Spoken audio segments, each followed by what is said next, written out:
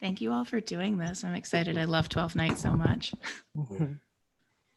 National Theater is going to stream it on YouTube later in the month. Oh, yeah? Yeah, I saw it. I think it's the same version I saw. Fantastic. Do you know which one? The one where it was the woman Malvolio, so they changed it to Malvolia. Oh, the woman from Episodes. Yeah. Oh, yeah, she's great. Wait till you see her in the 12th Night. Oh, is she not great? I loved her there. Oh, okay. Your feeling will just be added to, I think. Oh, okay. That's good. What? I got like really nervous there for a second. Is that Nicanor? Right? It is. Hi, Nicanor. Oh, hey! Long time no see. Right. It was great to literally see and hear you. I know. Crazy times. But hey, bring us together, right? Absolutely. Well, so Laura, you're okay taking on the extra part, right? Because I know it's like a big part to do last minute. I'll do the best of it. Yep. Okay. Yep. We can blame Stevie Joffe for dropping out. He has some very important, he's like nominated for an award tonight. And I was like, oh, okay, that's an okay excuse, I guess. Yeah, no, let's just like keep your expectations in check. It'll be fine. It's casual. It'll be fun. Yeah. Okay, so I now have this all tweeted out. And if you need to share the link with anybody, like on your socials or anything like that, it is in many places. It is on my Facebook feed. It is on the My Entertainment World Facebook feed, the My Theater Facebook feed, and the My Entertainment World Twitter. So that's where the live stream link is, as well as the finished video will be available on YouTube, posted on the website, and then we'll do the audio version on the podcast feed. Sounds good. Fantastic. Yeah. So there'll be like 1,000 places where you can tell people to go and watch this. Okay, let's do a little bit of we're still waiting on people. Okay. Hi, James. Thanks for joining. How are you? Good? I'm good. Everybody holding up okay? How's quarantine life? Great. Nice? Not too bad. Decent. Okay, I know that there was I didn't send out as many updates this time. So is everybody super clear on which characters they're reading? I believe so. I think so. It's mostly for people who have multiple parts. Yes. Okay. Just the Valentine and First Officer are the others, I think. No, you have given them up. You are now just reading Andrew, and Tori's taking good those. To know. That's why I wanted to double check, because Tori's like tripled her workload because I'm giving you Sir Andrew because we had to drop out. Okay, all right, good. That makes sense. Tori looks confused though, and I did tell her that, so now I'm a little worried. Oh, wait. Just completely backs out. Oh, so anyone who hasn't, Nick already figured this out, but anyone who hasn't done one of these already, can you please change your name to your character's name, just because not everybody knows you, and this way it'll be easier to keep track. How do I do that? Yeah, how? So if you hover in the top right corner of your picture, there's an ellipses. If you click on that, you should be able to rename yourself. Rename. Am I Viola? Is that what I'm doing? Yes, you are. Rename. Is my mic on? Someone 14. Okay. Whoever's asking if their mic's on, your mic's on. You know who's asking? Okay, wait. Oh, Tori, great. 1, 2, 3, 4. Well, I knew to change the name because I've watched the three other streams you've done. So you know, going back. Laura's been in like all of them, I think. I don't think I have. I think so. Maybe you were in the other one I did. Yeah, Laura's done a lot of them. She's also a very faithful Corona Movie Club person. So I talk to Laura like 7 times a week. It's been awesome. It's been great. Okay.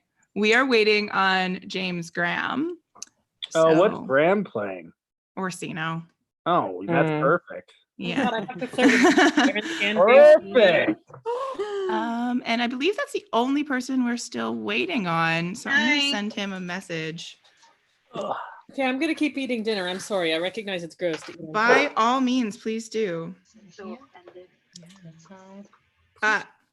He says he'll be 2 minutes, but he sent that 3 minutes ago. So we'll see. 1 minute to tell.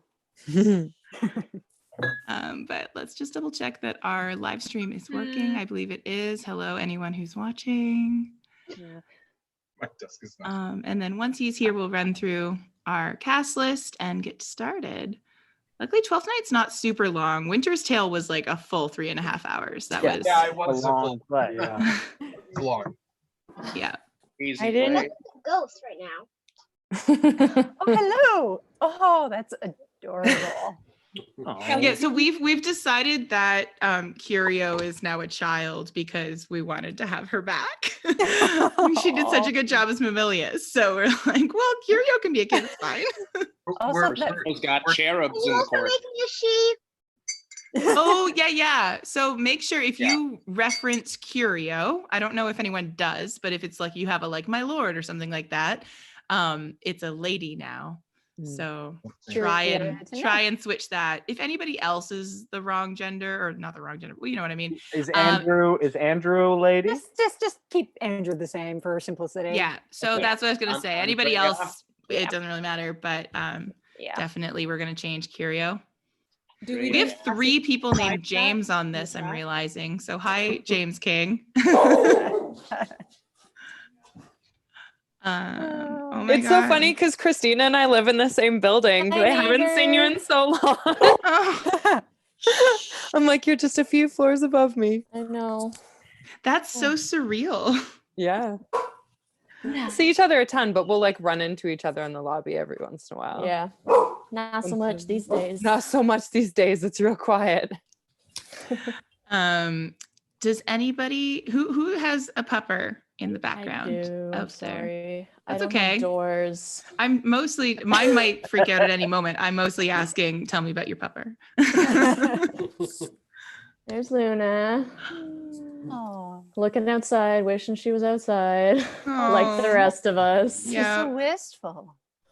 Yeah. The FaceTimes really confuse her. That's why I have my Oh. headphones in, because she's like, people. So we'll see. Hopefully she'll calm down in a bit. Yeah. But my condo has no door, so I can't put her anywhere else, unfortunately. Fair enough. Hello, James Graham. You can't hear us yet. Maybe you can. I don't know. Okay, so James Waltz is here. Fuck. we've got Yeah, I'm 3 here. Jameses. It should be nice to complain about somebody over this thing. Come on. Okay, so we're gonna run through the cast list quickly, and when I say your name, just wave and say hello so that we can make sure that your video and your audio are both working.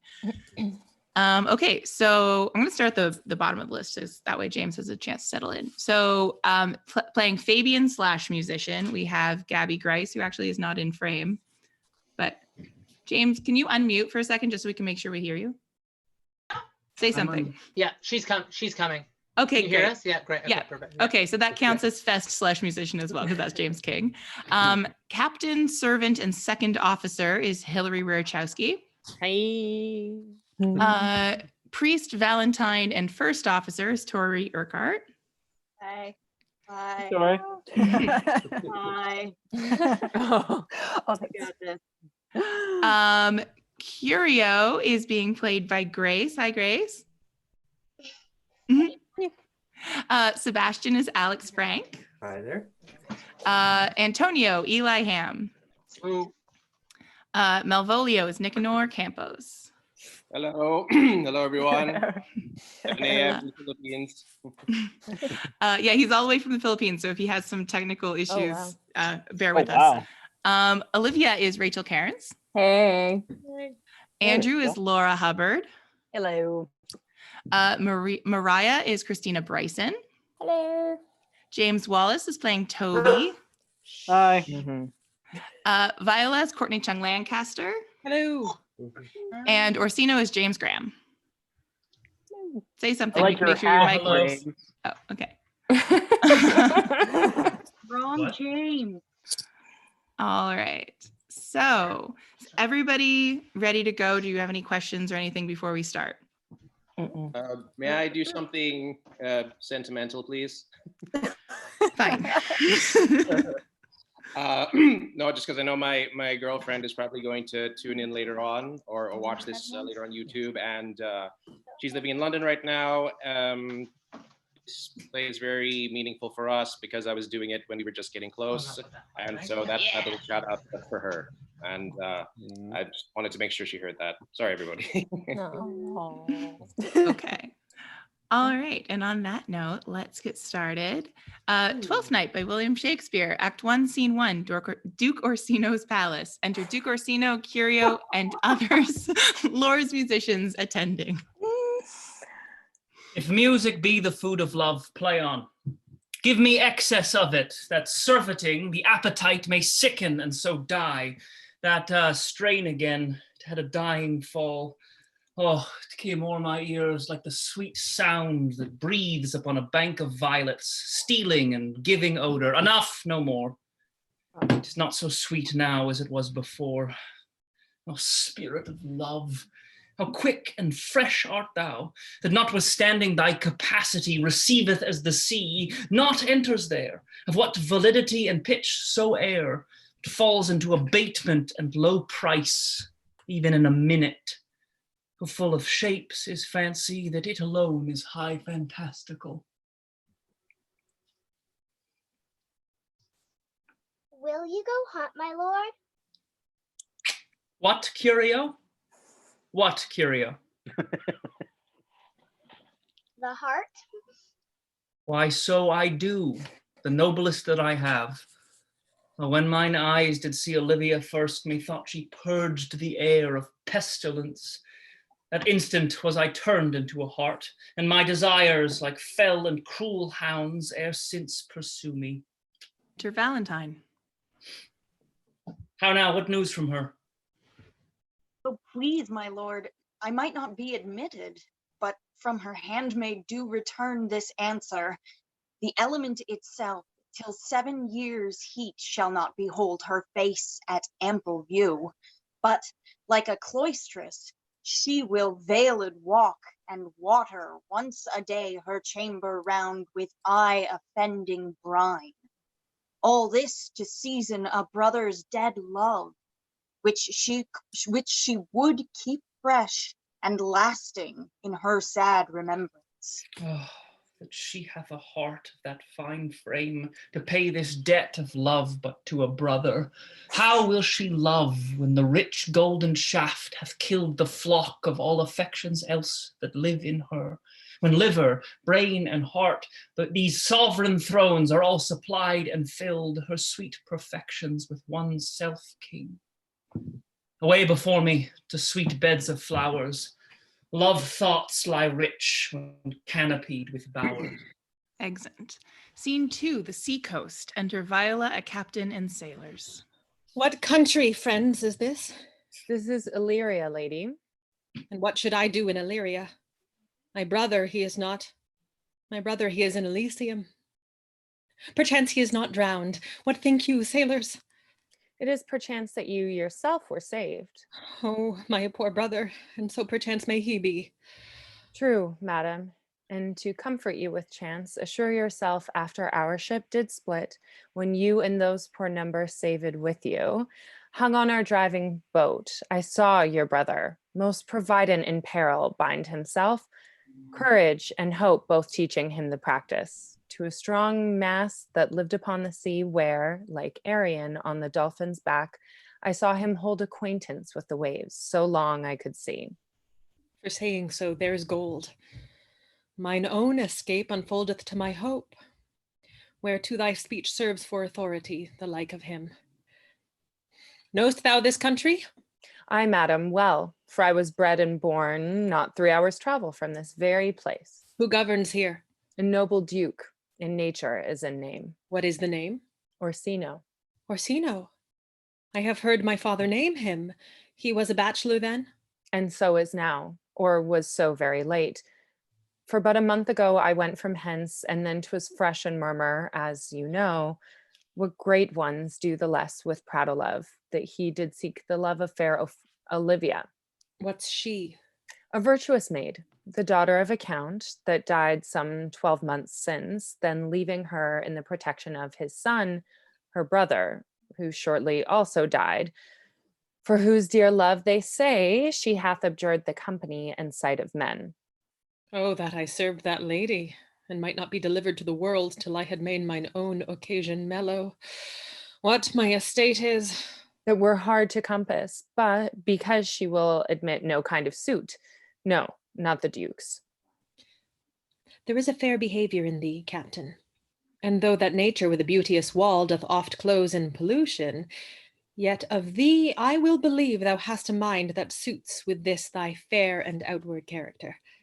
I prithee, and I'll pay thee bounteously, conceal me what I am, and be my aid, for such disguise as haply shall become the form of my intent.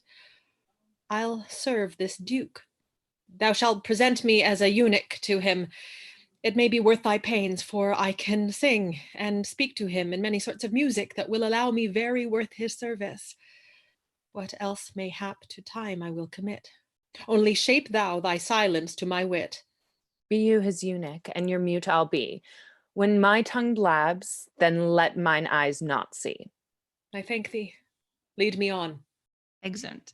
Scene 3, Olivia's house. Enter Sir Toby Belch and Mariah. What a plague means my niece to take the death of her brother thus? I'm sure care's an enemy to life.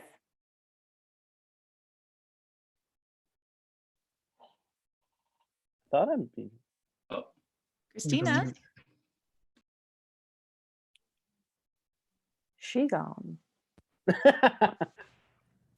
that not work? Yeah, maybe maybe unplug the earbuds. Oh no. It works. It works. Hello? Now, yeah. Okay. We can hear you. Sorry, do you want to start the scene over? I'll do it again. Yeah, I can do it again.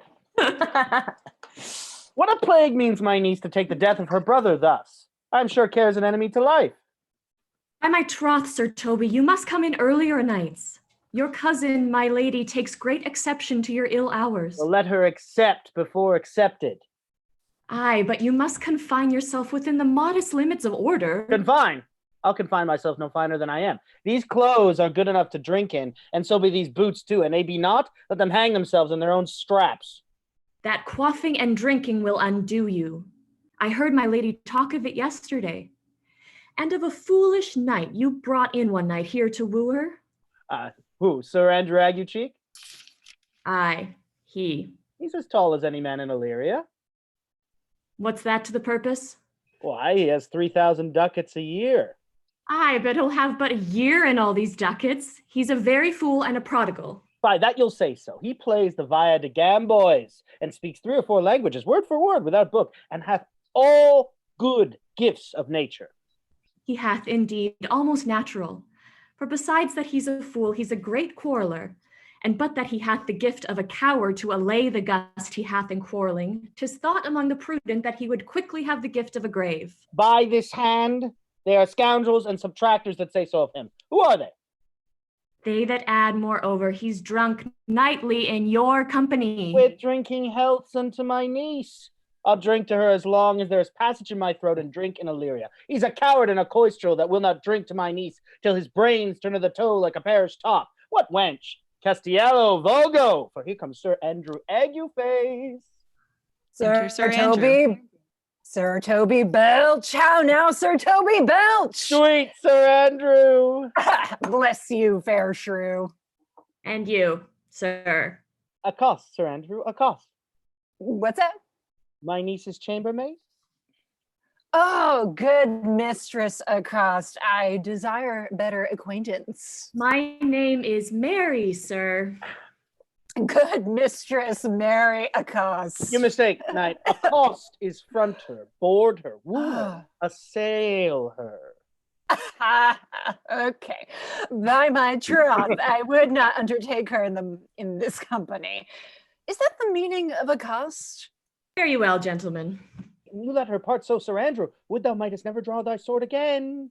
And you part so, mistress, I might never draw sword again. Fair lady, do you think you have fools in hand? Sir, I have not you by the hand. Oh, Mary, but you shall have, and here's my hand. Now, sir, thought is free. I pray you, bring your hand to the buttery bar and let it drink. Wherefore, sweetheart, what's your metaphor? It's dry, sir. Why, I think so.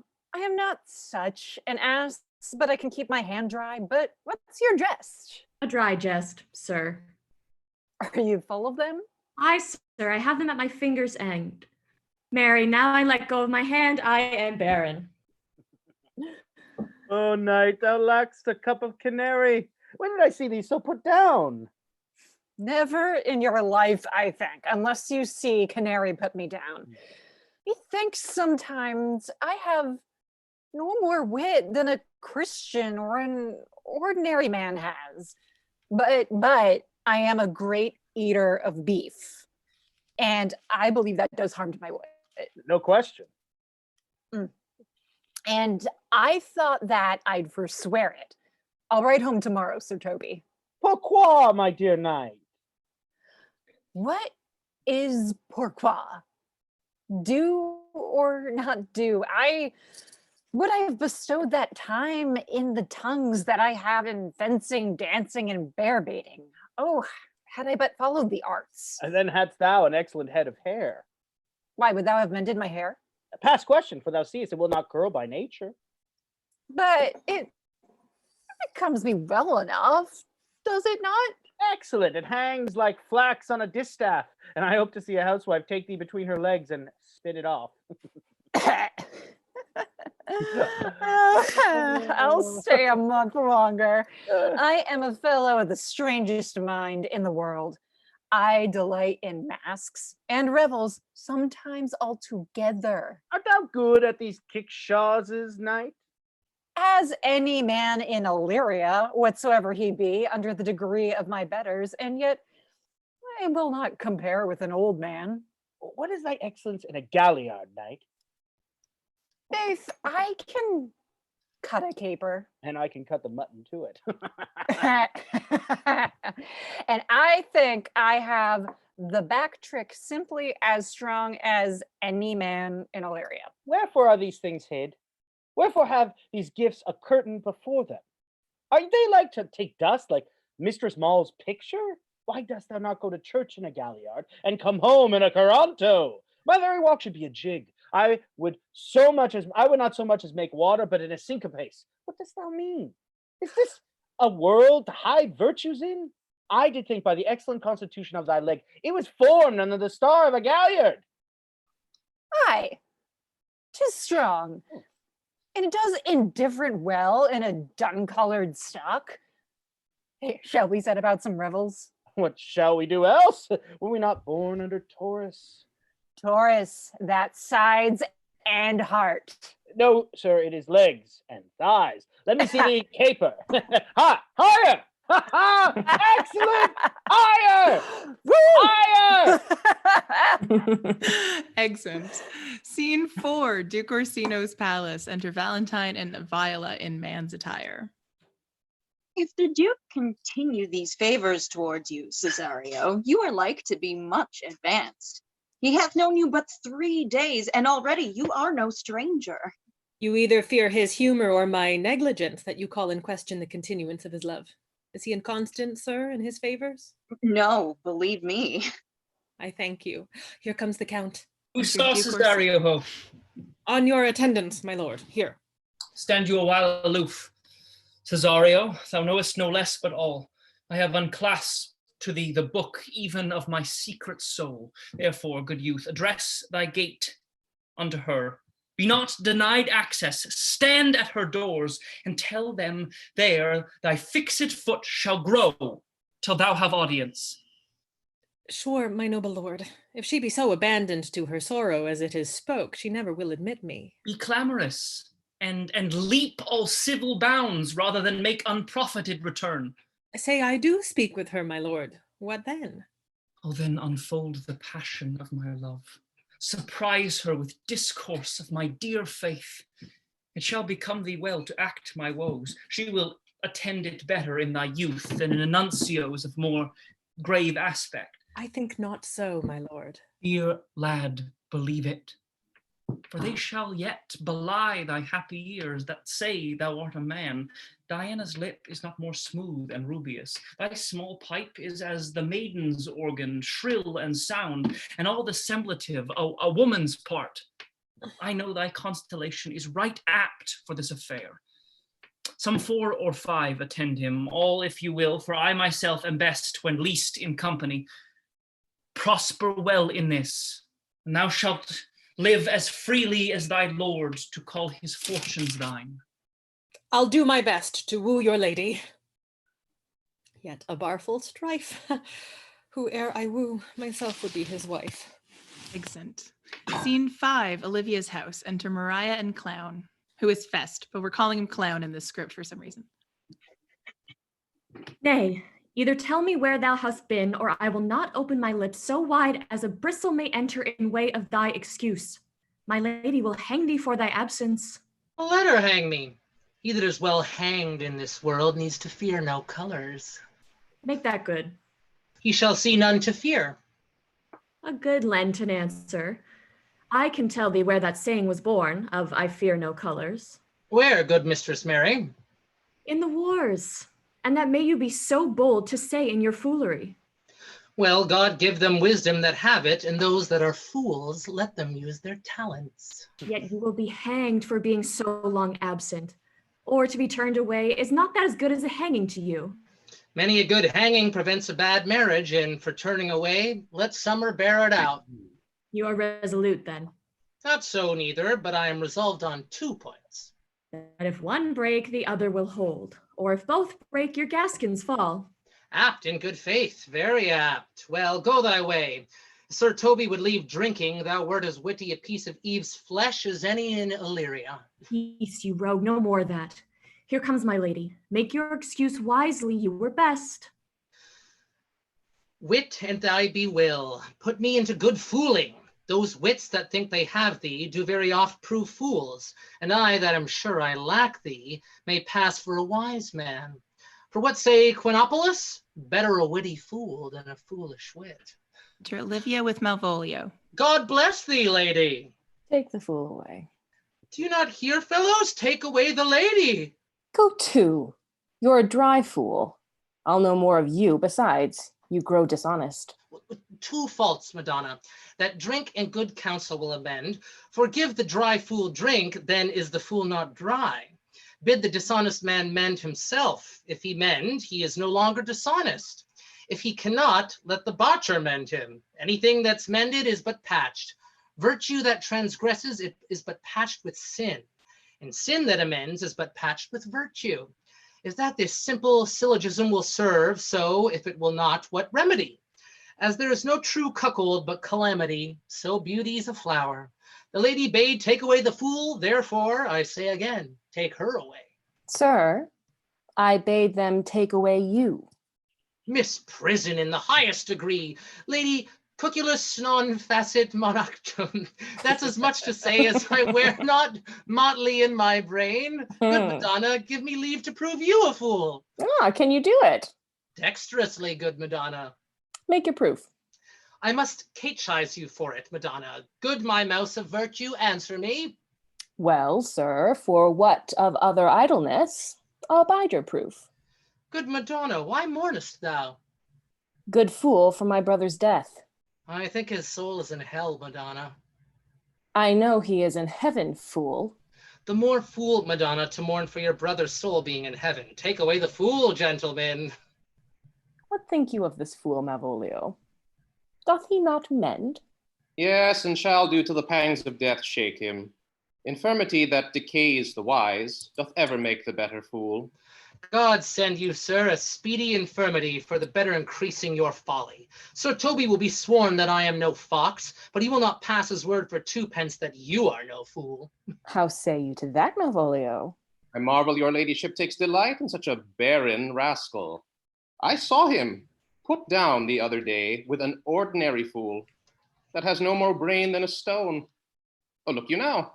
He's out of his guard already. Unless you laugh and minister occasion to him, he's gagged. I protest, I take these wise men that crow so at these set kind of fools no better than the fools' zanies. Oh, you are sick of self-love, Malvolio, and taste with a distempered appetite. To be generous, guiltless, and of free disposition is to take those things for bird bolts that you deem cannon bullets. There is no slander in an allowed fool, though he do nothing but rail, nor no railing in a known discreet man, though he do nothing but reprove. Now, Mercury, endue thee with leasing, for thou speakest well of fools. Re-enter Maria. Madam, there is at the gate a young gentleman much desires to speak with you. From Count Orsino, is it? I know not, madam. 'Tis a fair young man, well attended. Who of my people hold him in delay? Sir Toby, madam, your kinsman. Oh, fetch him off, I pray you. He speaks nothing but madmen. Fie on him. Exit Maria. Go you, Malvolio. If it be a suit from the Count, I am sick or not at home, what you will, to dismiss it. Exit Malvolio. Now see you, sir, how your fooling grows old, and people dislike it.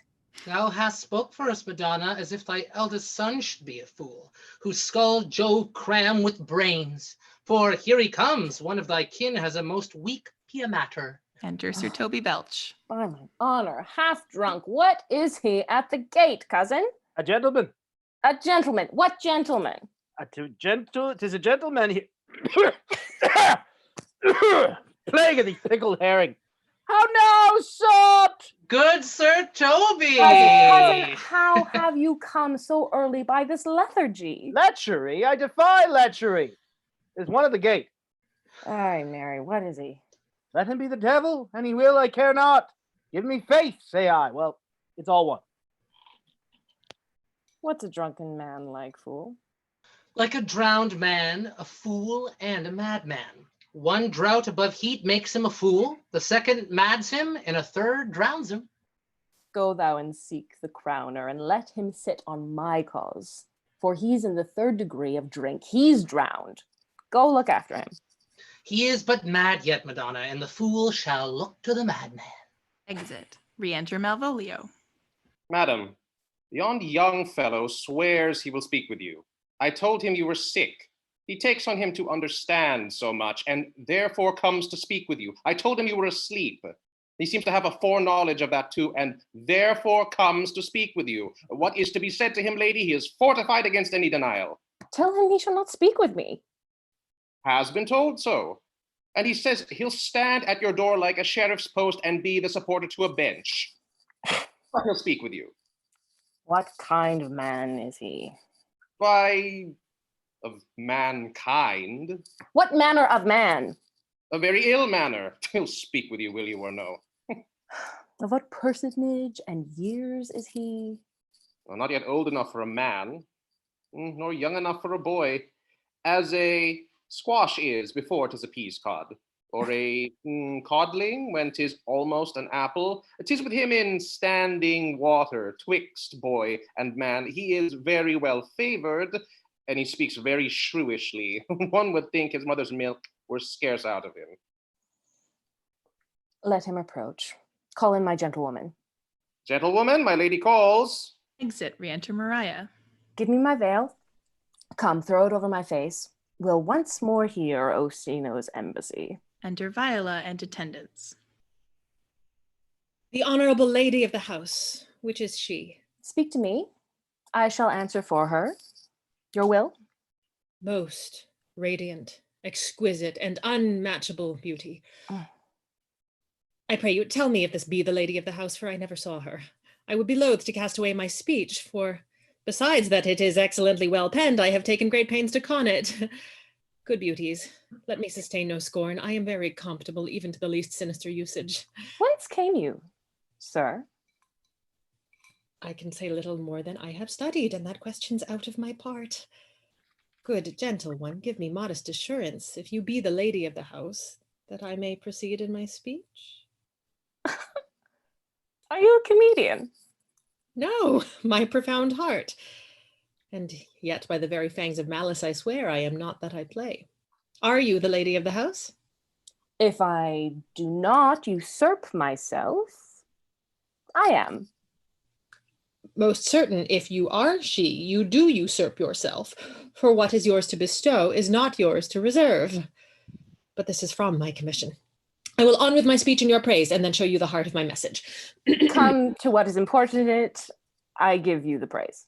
Alas, I took great pains to study it, and 'tis poetical. It is the more like to be feigned. I pray you, keep it in. I heard you were saucy at my gates, and allowed your approach rather to wonder at you than to hear you. If you be not mad, be gone. If you have reason, be brief. 'Tis not that time of moon with me to make one in so skipping a dialogue. Will you hoist sail, sir? Here lies your way. No, good swabber, I am here to hull a little longer. Some mollification for your giant, sweet lady. Tell me your mind. I am a messenger. Sure, you have some hideous matter to deliver when the courtesy of it is so fearful. Speak your office. It alone concerns your ear. I bring no overture of war, no taxation of homage. I hold the olive in my hand. My words are as full of peace as matter. Yet you began rudely. What are you? What would you? The rudeness that hath appeared in me have I learned from my entertainment.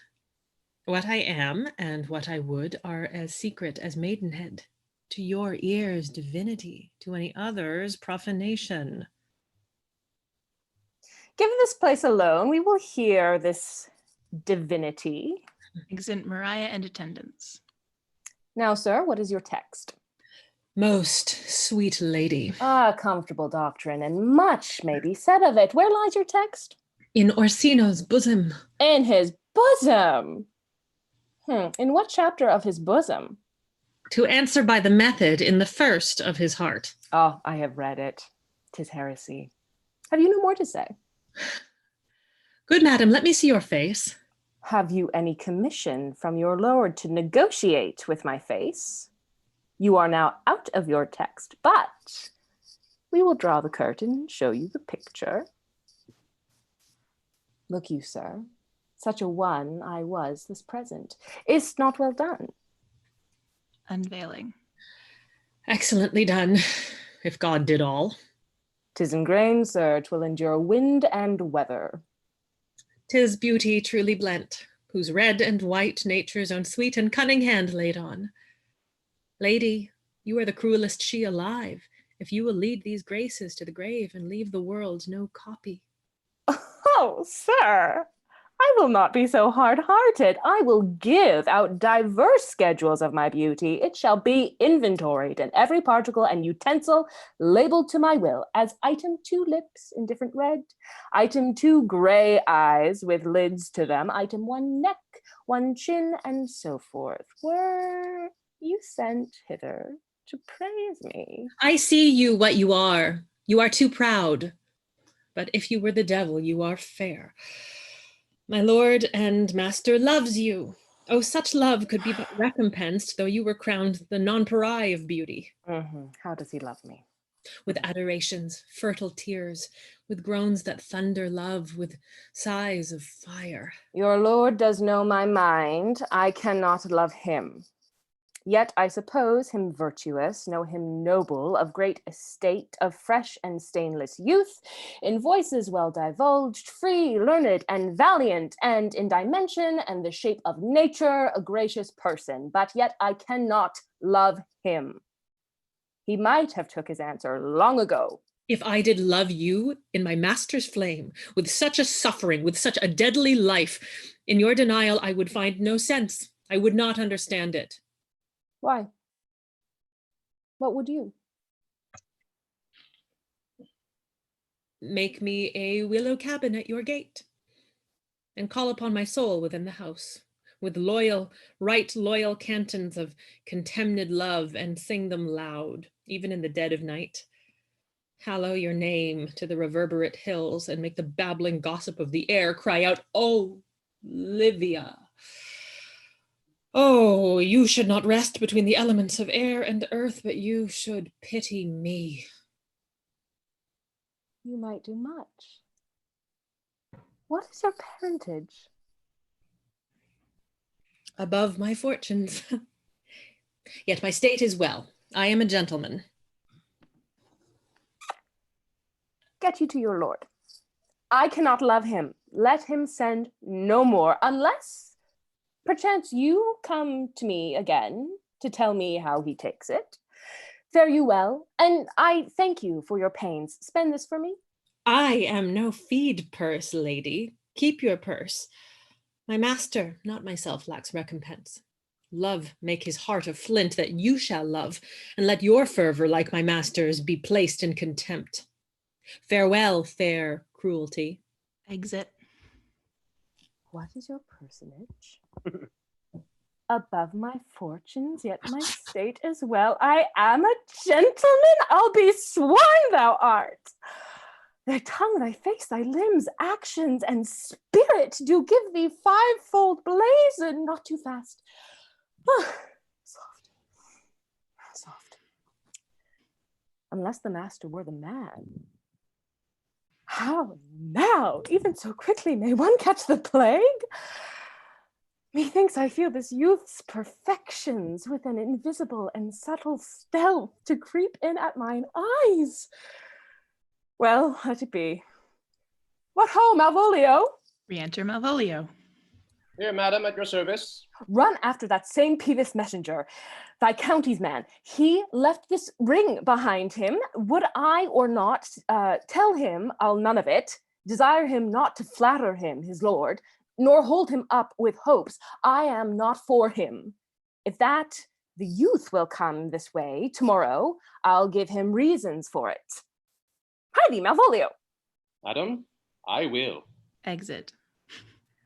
I know not what, and fear to find mine eye too great a flatterer of my mind. Fate, show thy force, ourselves we do not owe. What is decreed must be, and be this so.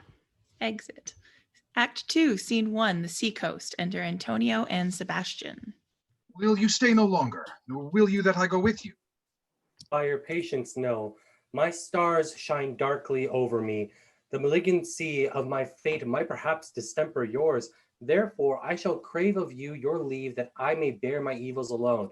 It were a bad recompense for your love to lay any of them on you. Let me know of whither you are bound. No, soothe, sir. My determined voyage is mere extravagancy, but I perceive in you so excellent a touch of modesty that you will not extort from me what I am willing to keep in. Therefore, it charges me in manners of rather to express myself. You must know me then. And Antonio, my name is Sebastian, which I called Rodrigo. My father was that Sebastian of Miscellany, whom I know you have heard of.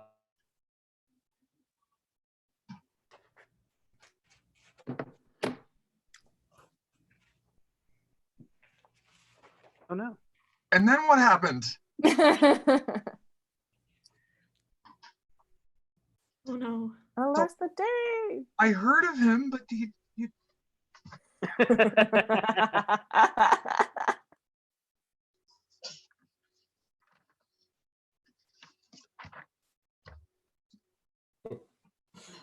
Sorry, my thing cut out.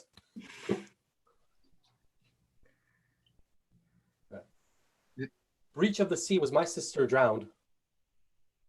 Alas the day.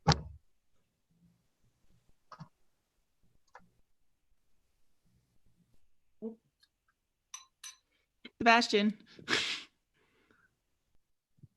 Alex. A lady, sir? Alex. He's frozen again. Okay. A lady, sir, though it was said she much resembled me, was yet of many accounted beautiful. But though I could not with such estimable wonder over far believe that, yet thus far I will boldly publish her. She bore a mind that could envy naught but call fair. She is drowned already, sir, with salt water, though I seem to drown her remembrance again with more. Pardon me, sir, your bad entertainment. Oh, good Antonio, forgive me your trouble. You will not murder me for my love. Let me be your servant. If you will not undo what you have done, that is, kill him whom you have recovered, desire it not. Fare ye well at once. My bosom is full of kindness, and I am yet so near the manners of my mother that upon the least occasion more mine eyes will tell tales of me. I am bound to the Count Orsino's court. Farewell. Exit. Yay. Gentleness of all the gods go with thee. I have many enemies in Orsino's court, else would I very shortly see thee there. But come what may, I do adore thee so that danger shall seem sport, and I will go. Exit. Scene 2, a street, enter Viola Malvolio following. Were not you, even now, with the Countess Olivia? Even now, sir, on a moderate pace, I have since arrived but hither.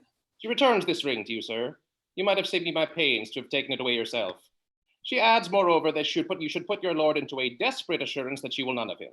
And one thing more, that you never be so hardy to come again in his affairs, unless it be to report your lord's taking of this. Receive it so. She took the ring of me, I'll none of it. Come, sir. You peevishly threw it to her, and her will is it should be returned. If it be worth stooping for, there, it lies in your eye.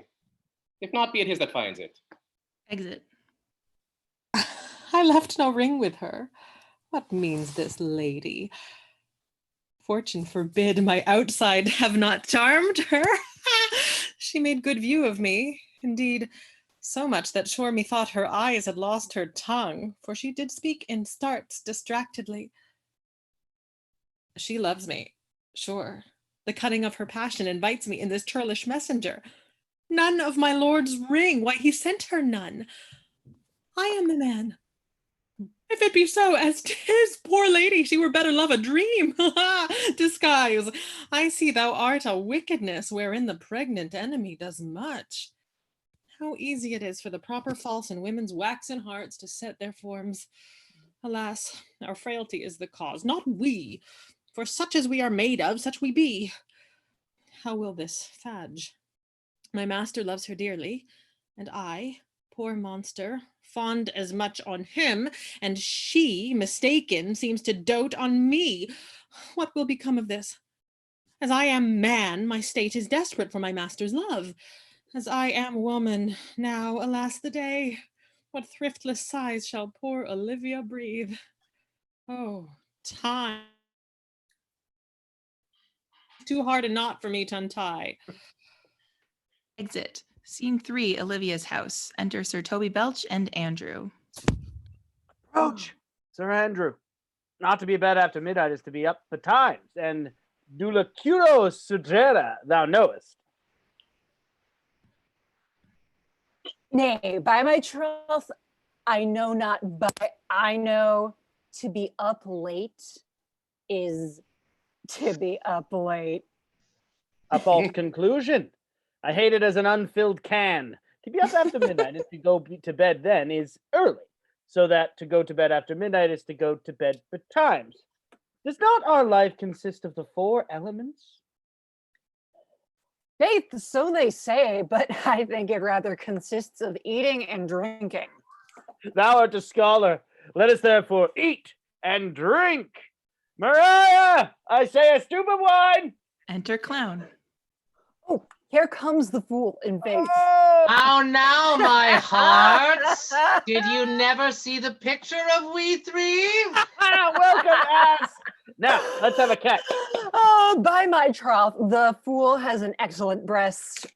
I had rather than 40 shillings. I had such a leg, and so sweet a breath to sing as this fool has. In sooth, thou wast ingracious fooling last night when thou spokest of Pigrogometus of the Vapians passing the equinoctial of Quebius. Just very good in faith.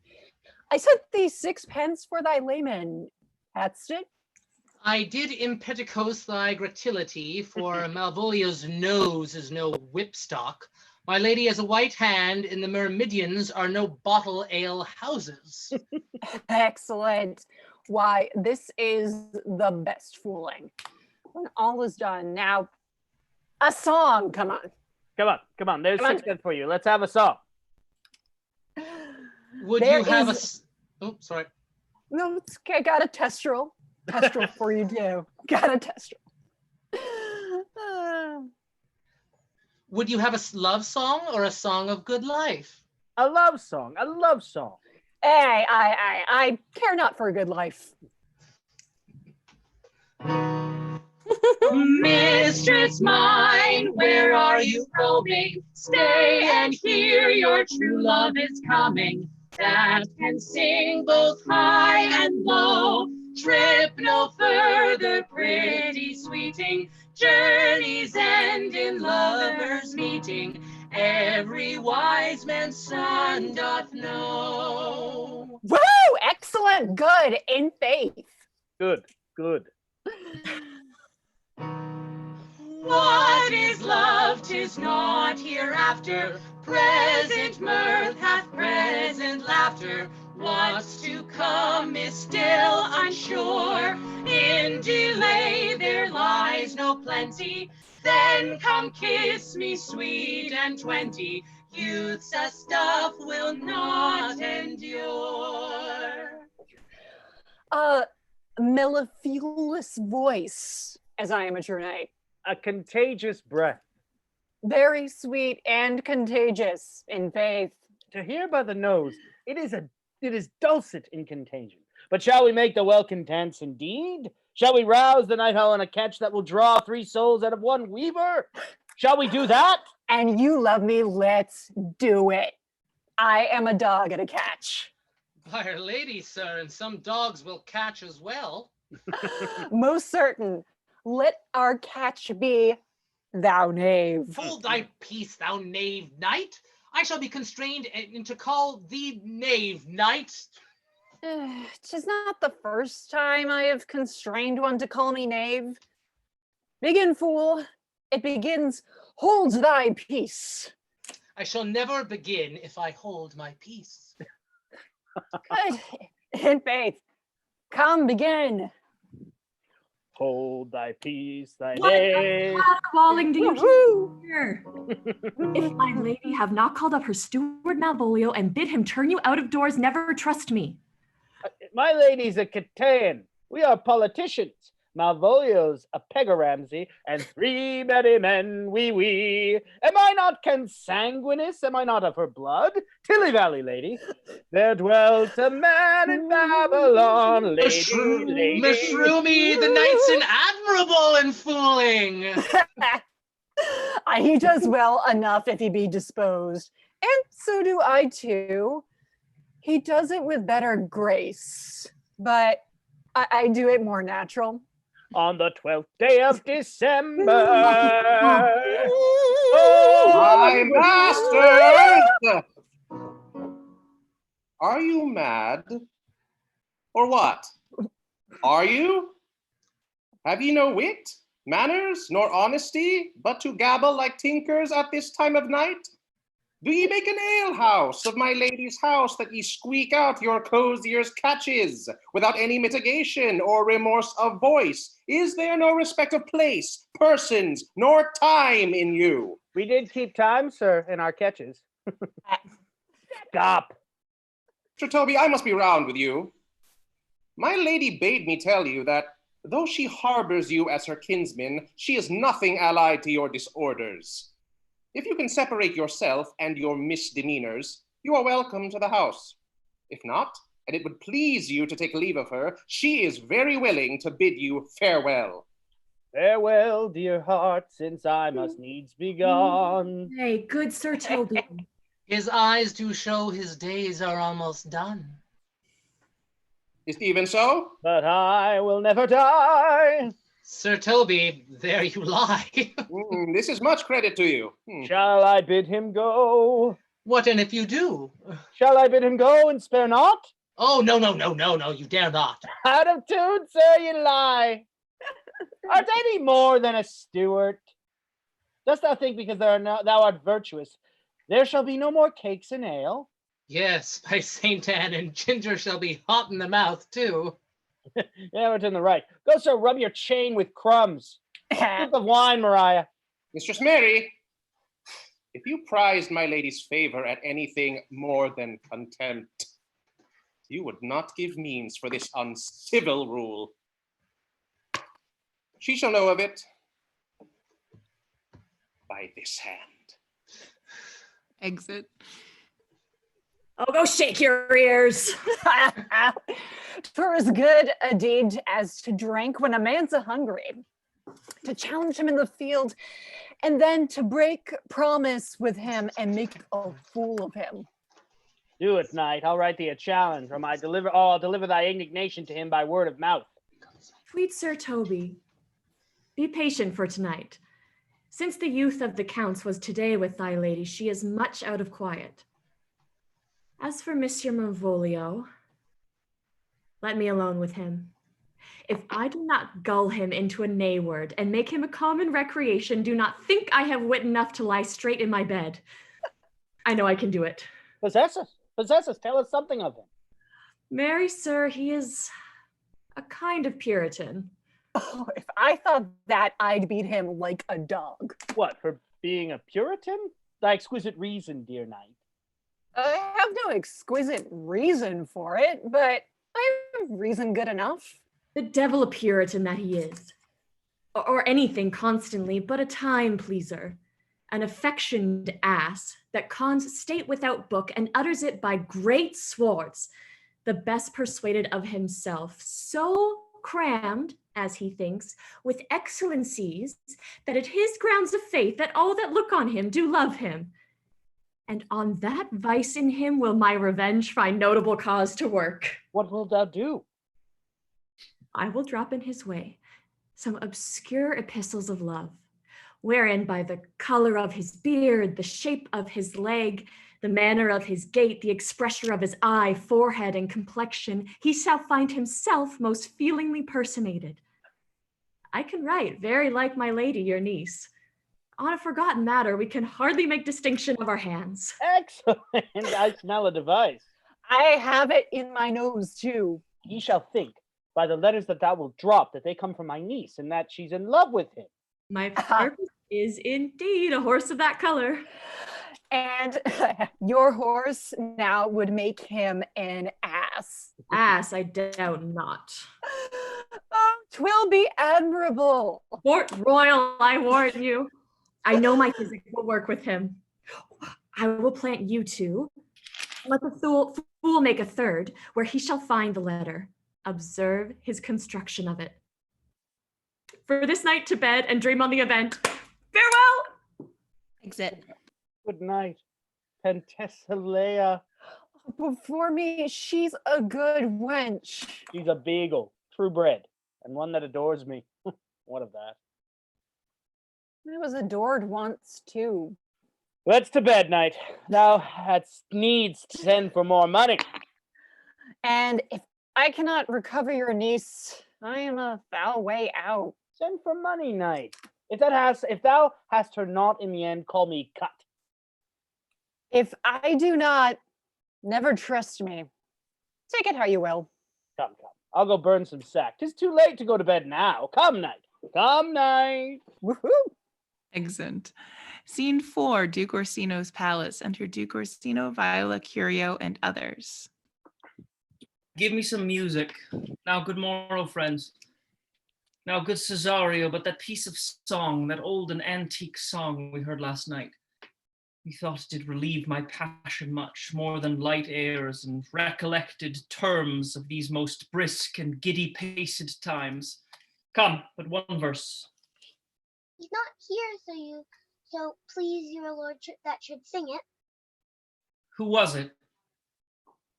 Fest the Gister, my lord, a fool that the lady Olivia's father took much delight in. He's about the house. Seek him out and play the tune the while. Exit Curio. Music plays. Come hither, boy. If ever thou remember me, if ever thou shalt love, in the sweet pangs of it, remember me. For such as I am, all true lovers are, unstayed and skittish in all motions else, save in the constant image of the creature that is beloved. How dost thou like this tune? It gives a very echo to the seat where love is throned. Thou dost speak masterly. My life upon it, young though thou art, thine eye hath stayed upon some favor that it loves. Hath it not, boy? A little, by your favor. What kind of woman is't? Of your complexion. She's not worth thee then. What years, a faith? About your years, my lord. Too old, by heaven. Let still the woman take an elder than herself, so wears she to him, so sways she level in her husband's heart. For boy, however we do praise ourselves, our fancies are more giddy and unfirm, more longing, wavering, sooner lost and worn than women's are. I think it well, my lord. Then let thy love be younger than thyself, or thy affection cannot hold the bent. For women are as roses, whose fair flower, being once displayed, doth fall that very hour. And so they are. Alas, that they are so. To die even when they to perfection grow. Re-enter Curio and Clown. Ah, fellow, come, the song we had last night. Mark it, Cesario, it is old and plain. The spinsters and the knitters in the sun, and the free maids that weave their thread with bones do use to chant it. It is silly sooth, and dallies with the innocence of love, like the old age. Are you ready, sir? I pray you sing.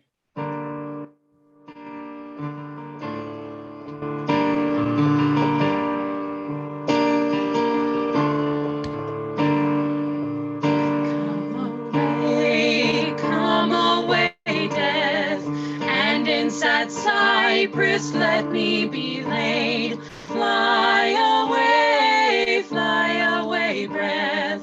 I am slain by a fair, cruel maid. My shroud of white stuck all with you.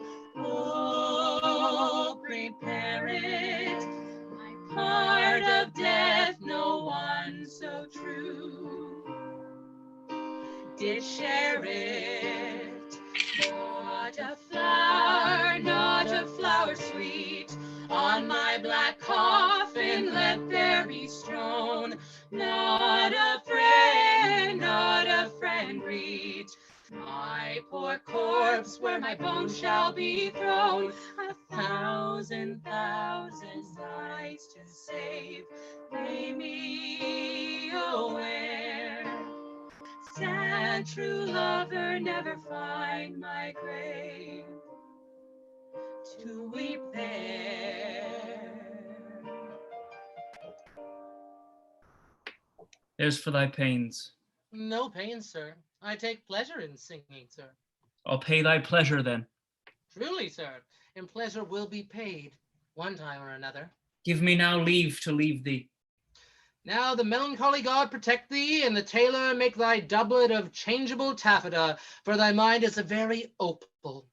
I would have men of such constancy put to sea, that their business might be everything and their intent everywhere. For that it as always makes a good voyage of nothing. Farewell. Exit. Let all the rest give place. Curio and attendants retire. Once more, Cesario, get thee to yon same sovereign cruelty. Tell her my love, more noble than the world, prizes not quantity of dirty lands, the parts that fortune hath bestowed upon her. Tell her I hold as giddily as fortune, but 'tis that miracle and queen of gems that nature pranks her in attracts my soul. But if she cannot love you, sir? I cannot be so answered. Sooth, but you must. Say that some lady, as perhaps there is, hath for your love as great a pang of heart as you have for Olivia. You cannot love her, you tell her so. Must she then not be answered? There is no woman's sides can bide the beating of so strong a passion as love doth give my heart. No woman's heart so big to hold so much. They lack retention. Alas, their love may be called appetite. No motion of the liver, but the palate, that suffer surfeit, cloyment, and revolt. But mine is all as hungry as the sea, and can digest as much. Make no compare between that love a woman can bear me, and that I owe Olivia. Aye, but I know. What dost thou know? Too well what love women to men may owe. In faith, they are as true of heart as we. My father had a daughter, loved a man, as it might be, perhaps, were I a woman, I should your lordship. And what's her history? A blank, my lord. She never told her love, but let concealment, like a worm in the bud, feed on her damask cheek. She pined in thought, and with green and yellow melancholy she sat like Patience on a monument, smiling at grief. Was this not love indeed? We men may say more, swear more, but indeed our shows are more than will, for still we prove much in our vows, but little in our love. But died thy sister of her love, my boy? I am all the daughters of my father's house, and all the brothers too. Yet I know not. Sir, shall I to this lady? Aye, that's the theme. To her in haste, give her this jewel. Say, my love can give no place. Bide no delay. Excellent. Scene 5, Olivia's garden. Enter Sir Toby Belch, Sir Andrew, and Fabian. Come thy ways, Sir Signor Fabian. Nay, I'll come. If I lose a scruple of this sport, let me be boiled to death with melancholy. Wouldst thou not be glad to have the miserly rascally sheep-biter come by some notable shame? I would exalt man. You know, he brought me out of favor with my lady about a bear baiting here. To anger him, we'll have the bear again, and we will fool him black and blue. Shall we not, Sir Andrew? And we do not. It is the pity of our lives. Oh, here comes the little villain. How Enter now, Mariah. my metal of India? Get all three ye to the box tree. Malvolio's coming down this walk. He has been yonder in the sun, practicing his behavior to his own shadow this half hour. Observe him for the love of mockery, for I know this letter will make a contemplative idiot of him. Close, in the name of jesting. Lie thou there. Throws down the letter. Here comes the trout that must be caught with tickling. Exit. Enter Malvolio. It is but fortune. All is fortune. Mariah once told me she did affect me, and I have heard herself come thus near that, should she fancy, it should be one of my complexion. And besides, she uses me with a more exalted respect than anyone else that follows her. What should I think on it? He is an overweening rogue. Oh, peace! Contemplation makes a rare turkey cock of him. How he jets under his advanced plumes. Slade, I could so beat the rogue. I said. To be Count Malvolio? Ah, rogue. Pistol him. Pistol him. Peace. There is example for it. The lady of the strait, she married the yeoman of the wardrobe. Fie on him, Jezebel. Oh, peace! Now he's deeply in. Look how imagination blows him. Having been 3 months married to her, sitting in my state. Oh, for a stone bow to hit him in the eye. Calling my officers about me. In my branched velvet gown. Having come from a daybed where I have left Olivia sleeping. Fire and brimstone. Oh, peace, peace! And then to have the humor of state and after demure travel of regard, telling them I know my place as I would they should do theirs. To a call from my kinsman Toby. Bolts and shackles! Oh, peace, peace, peace. Now, now. 7 of my people, with an obedient start, make out for him. I frown the while, and perchance wind up my watch, or play with some rich jewel. Toby approaches, curtsies, there, to me. Shall this fellow live? Though our silence be drawn from us with cars, yet peace. I extend my hand to him thus, quenching my familiar smile with an austere regard of control. And does not Toby take you a blow of the lips then? Saying, Cousin Toby, my fortunes having cast me on your knees, give me this prerogative of speech. What?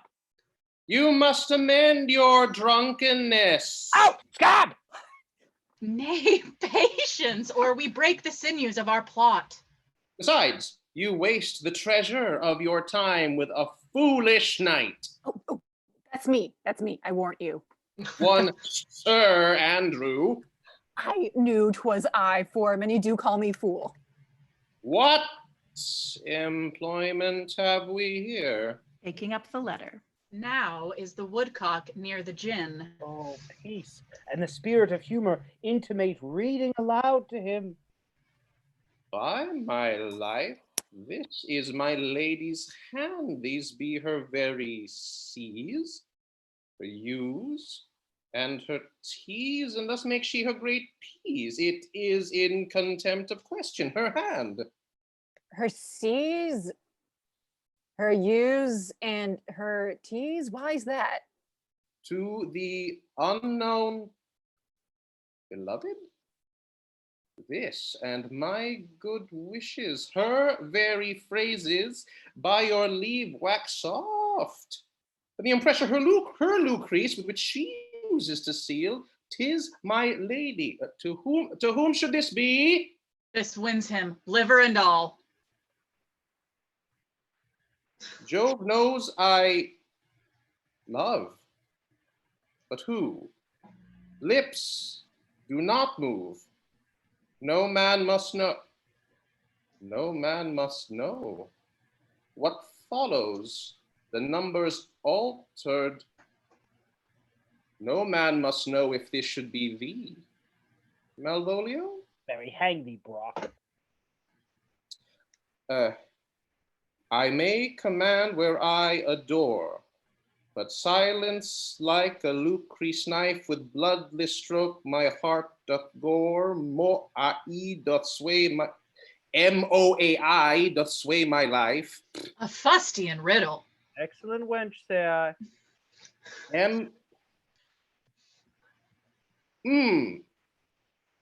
O A I moi I moi I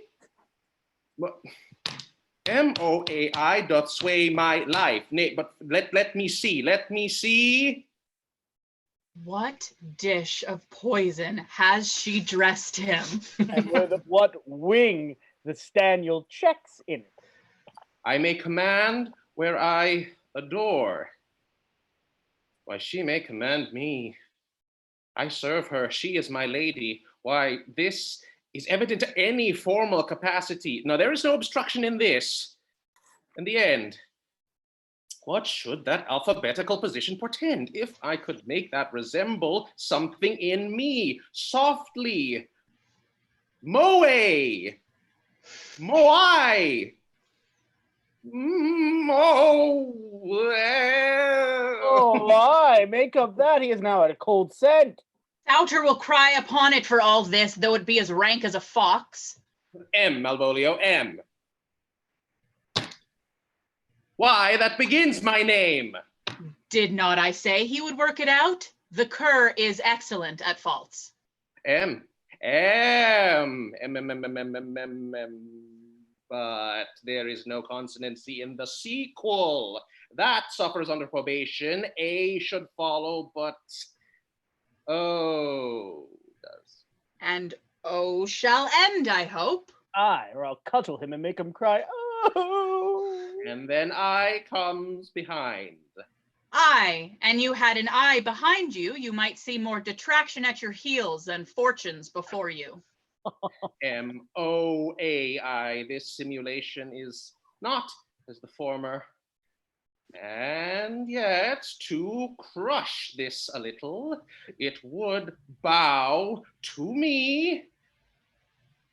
For every one of these letters are in my name. Soft! Here comes prose. Here follows prose.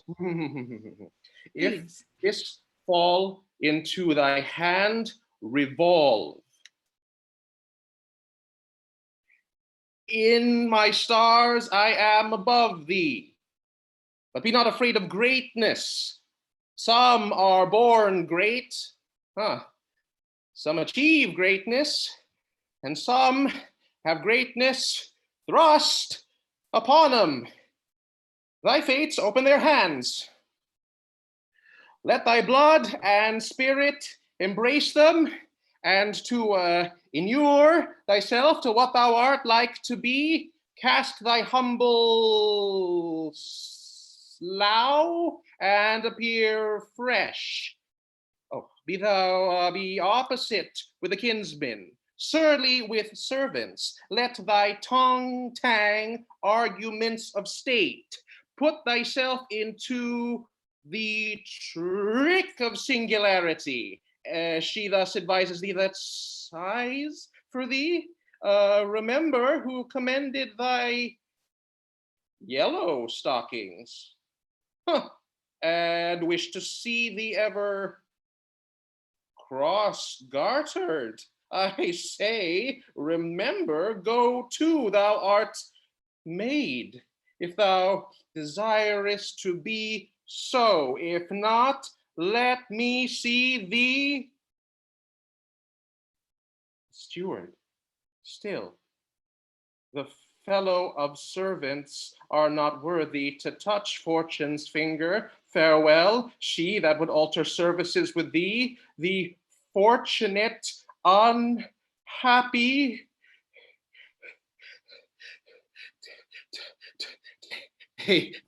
daylight and champagne discovers not more. This is open.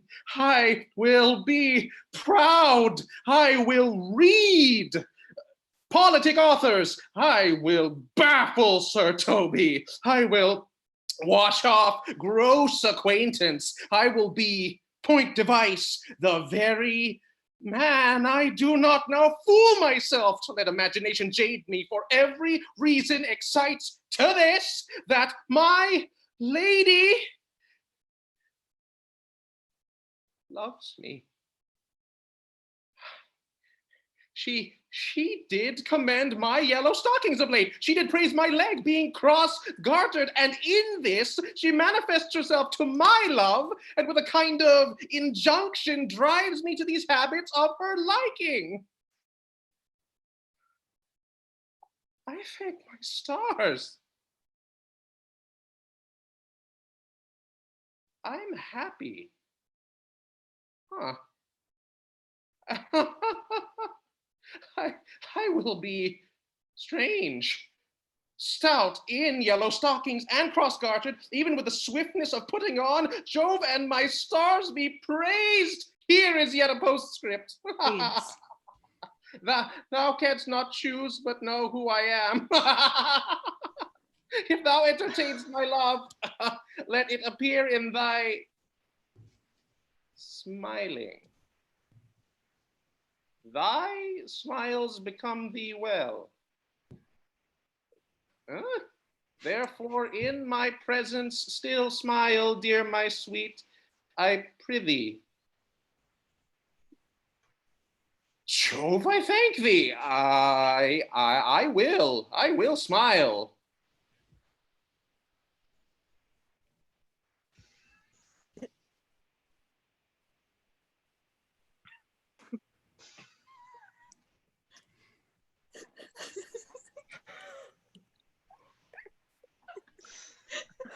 I will do everything that thou wilt have me.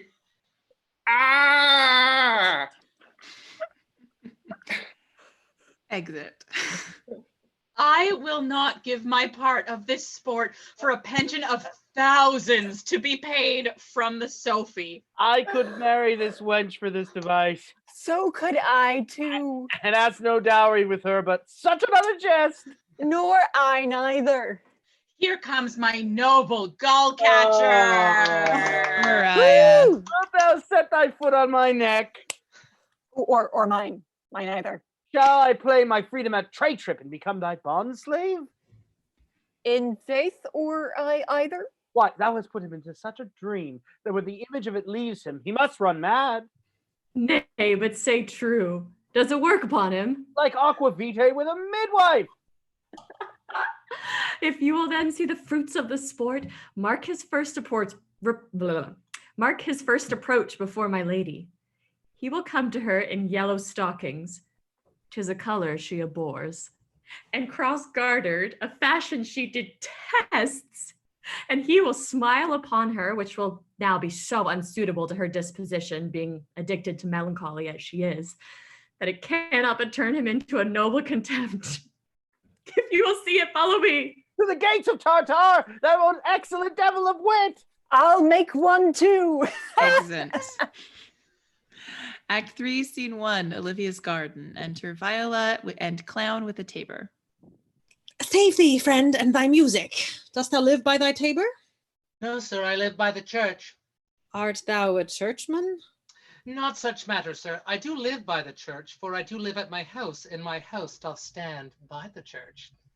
So thou mayst say the king lies by a beggar if a beggar dwell near him, or the church stands by thy tabor if thy tabor stand by the church. You have said, sir, to see this age, a sentence is but a cheverel glove to a good wit. How quickly the wrong side may be turned outward. Nay, that's certain. They that dally nicely with words may quickly make them wanton. I would therefore my sister had had no name, sir. Why, man? Why, sir, her name's a word, and to dally with that word might make my sister wanton. But indeed words are very rascals, since bonds disgrace them. Thy reason, man. Troth, sir, I can yield you none without words, and words are grown so false, I am loath to prove reason with them. I warrant thou art a merry fellow, and carest for nothing. Not so, sir, I do care for something, but in my conscience, sir, I do not care for you. If that be to care for nothing, sir, it would make you invisible. Art not thou the Lady Olivia's fool? No, indeed, sir. The Lady Olivia has no folly. She will keep no fool, sir, till she be married, and fools are as like husbands as pilchards are to herrings. The husband's the bigger. I am indeed not her fool, but her corrupter of words. I saw thee late at the Count Orsino's. A foolery, sir, does walk about the orb like the sun. It shines everywhere. I would be sorry, sir, but the fool should be as oft with your master as with my mistress. I think I saw your wisdom there. Nay, and thou pass upon me, I'll no more with thee. Hold, there's expenses for thee. Now Jove, in his next commodity of hair, send thee a beard. By my troth, I'll tell thee, I am almost sick for one, though I would not have it grow upon my chin. Is thy lady within? Would not a pair of these have bread, sir? Yes, being kept together and put to use. I would play Lord Pandarus of Phrygia, sir, to bring a Cressida to thy Troilus. I understand you, sir. 'Tis well begged. The matter, I hope, is not great, sir, begging, but a beggar. Cressida was a beggar. My lady is within, sir.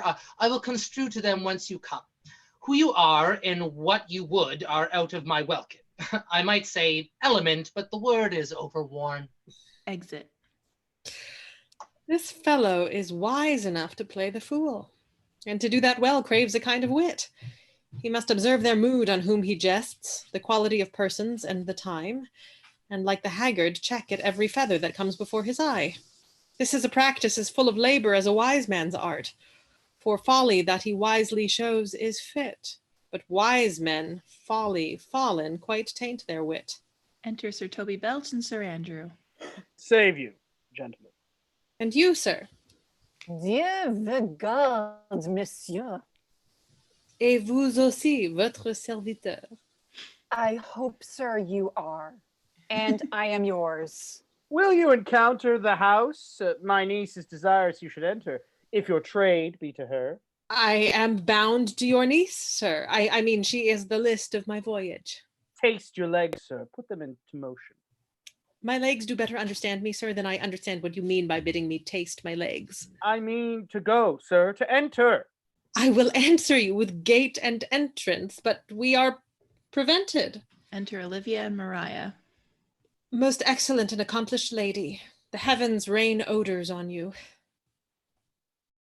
That youth's a rare courtier. Rain odors. Well.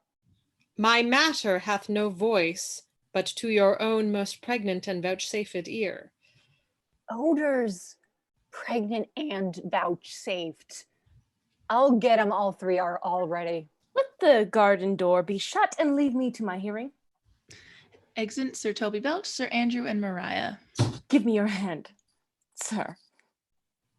My duty, madam, and most humble service. What is your name? Cesario is your servant's name, fair princess. My servant, sir? 'Twas never merry world since lowly feigning was called compliment. Your servant to the Count Orsino youth. And he is yours, and his must needs be yours. Your servant's servant is your servant, madam. For him I think not on him. For his thoughts, would they were blanks rather than filled with me. Madam, I come to whet your gentle thoughts on his behalf. Oh, by your leave, I pray you. I bade you never speak of him again. But would you undertake another suit, I had rather hear you to solicit that than music from the spheres. Dear lady. Give me leave, beseech you. I did send, after that last enchantment you did hear, a ring in chase of you, so did I abuse myself, my servant, and I fear me you. Under your hard construction must I sit, to force that on you in a shameful cunning which you knew none of yours. What might you think? Have you not set mine honor at the stake and baited it with all that unmuzzled thoughts that tyrannous heart can think? To one of your receiving, enough is shown, a cypress, not a bosom, hideth my heart. Let me hear you speak. I pity you. Oh, that's a degree to love. No, not a grise, for 'tis a vulgar proof that very oft we pity enemies. Why, then methinks 'tis time to smile again. Oh, world, how apt the poor are to be proud. If one should be a prey, how much the better to fall before the lion than the wolf. Clock strikes. The clock upbraids me with the waste of time. Be not afraid, good youth, I will not have you. And yet, when wit and youth is come to harvest, you were is alike to reap a proper man. There lies your way, due west. Then westward ho! Grace and good disposition attend your ladyship. You'll nothing, madam, to my lord by me? Stay. I prithee tell me what you thinkest of me. That you do think you are not what you are. If I think so, I think the same of you. Then you think right. I am not what I am. I would you were as I would have you be. Would it be better, madam, than I am? I wish it might, for now I am your fool. Oh, what a deal of scorn looks beautiful in the contempt and anger of his lip. A murderous guilt shows not itself more soon than love that would seem hid. Love's night is noon. Cesario, by the roses of the spring, by maidhood, honor, truth, and everything, I love thee so that murder all thy pride, nor wit nor reason can my passion hide. Do not extort thy reasons from this clause. For that I woo, thou therefore hast no cause, but rather reason thus with reason fetter. Love sought is good, but given unsought is better. By innocence I swear, and by my youth, I have one heart, one bosom, and one truth, and that no woman has, nor never none shall mistress be of it, save I alone. And so adieu, good madam. Nevermore will I my master's tears to you deplore. Yet come again, for thou perhaps mayst move that heart which now abhors to like his love. Exit. Scene 2, Olivia's house. Enter Sir Toby Belch, Sir Andrew, and Fabian. No, Faith, I'll not stay a jot longer. Thy reason, dear Venom, give thy reason. You must needs yield your reason, Sir Andrew. Mary, I saw your niece do more favors to the Count's serving man than ever she bestowed upon me. I saw it in the orchard. Did she see thee the while, old boy? Tell me that. As plain as I see you now. This was a great argument of love in her toward you. Slide, will you make an ass of me? I will prove it legitimate, sir, upon the oaths of judgment and reason. And they have been grand jurymen since before Noah was a sailor. She did show favor to the youth in your sight only to exasperate you, to awake your dormouse valor, to put fire in your heart and brimstone in your liver. You should then have accosted her, and with some excellent jests, fire new from the mint, you should have banged the youth into dumbness. This was looked for at your hand, and this was balked. The double guilt of this opportunity you let time wash off, and are now sailed into the north of my lady's opinion, where you will hang like an icicle on a Dutchman's beard, unless you do redeem it by some laudable attempt either of valor or policy. And it be any way, it must be with valor. For policy I hate. I had as lief be a brownist as a politician. Why then, build me thy fortunes upon the basis of valor. Challenge me the count's youth to fight with him, hurt him in 11 places. My niece shall take note of that, and assure thyself, there is no love broker in the world can more prevail in men's commendation with women than report of valor. There is no way but this, Sir Andrew. All right. Will either of you bear me a challenge to him? Go, write in a martial hand. Be cursed and brief. It is no matter how witty, so it be eloquent and fun of invention, and should be full of invention. Taunt him with license of ink. If thou thoughtest him, if thou thouest him thrice, it shall not be amiss. And as many lies as will lie in the sheet of paper, although the sheet were big enough for the bed of ware in England. Set him down. Go about it. There shall be gall enough in thy ink. Though thou write with the goose pin, no matter, about it. Where shall I find you? We'll call thee at the cubiculo. Go. Exit Sir Andrew. This is a dear mannequin to you, Sir Toby. I have been dear to him, lad, some 2,000 strong or so. We shall have a rare letter from him, but you'll not deliver it. Never trust me then, and by all means stir on the youth to give an answer. I think oxen and wain ropes cannot hail them together. For Andrew, if he were opened, and you find so much blood in his liver as will clog the foot of a flea, I'll eat the rest of the anatomy. And his opposite, the youth, bears in his visage no great presage of cruelty. Look, Enter Mariah. Where the youngest wren of 9 comes. If you desire the spleen and will laugh yourself into stitches, follow me. Yond, Gall Malvolio is turned heathen, a very renegado, for there is no Christian that means to be saved by believing rightly can ever believe such impossible passages of grossness. He's in yellow stockings. And cross-gartered? Most villainously. Like a pedant that keeps a school in the church. I have dogged him like his murderer. He does obey every point of the letter that I dropped to betray him. He does smile his face into more lines than is the new map with the augmentation of the Indies. You have not seen such a thing as 'tis. I can hardly forbear hurling things at him.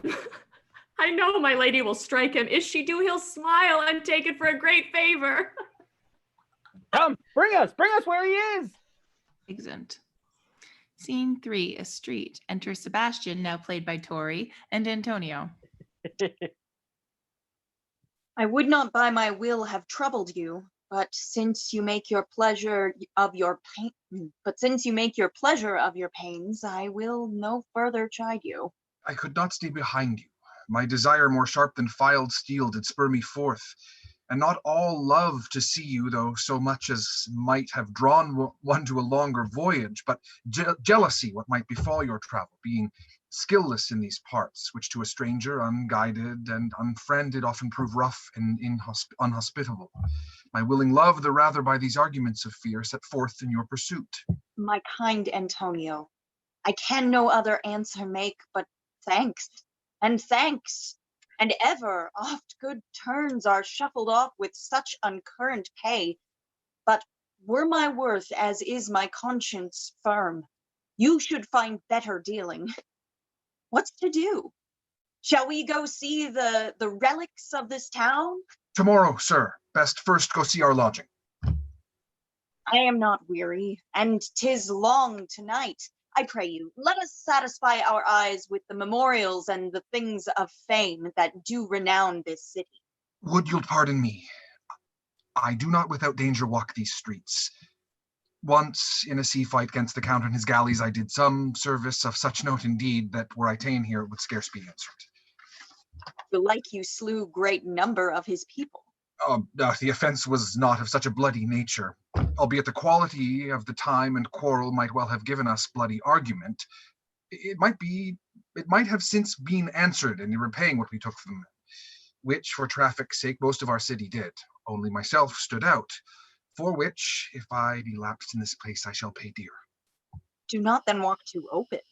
It doth not fit me. Hold, sir. Here's my purse. In the south suburbs at the Elephant is best to lodge. I will bespeak our diet, whiles you beguile the time and feed your knowledge with viewing of the town. There shall you have me. I your purse. Oh, haply your eye shall light upon some toy you have desire to purchase, and your store, I think, is not for idle markets, sir. I'll be your purse bearer and leave you for an hour. To the Elephant. I do remember. Excellent. Scene 4, Olivia's garden. Enter Olivia and Mariah. I have sent after him. He says he'll come. How shall I feast him? What bestow of him?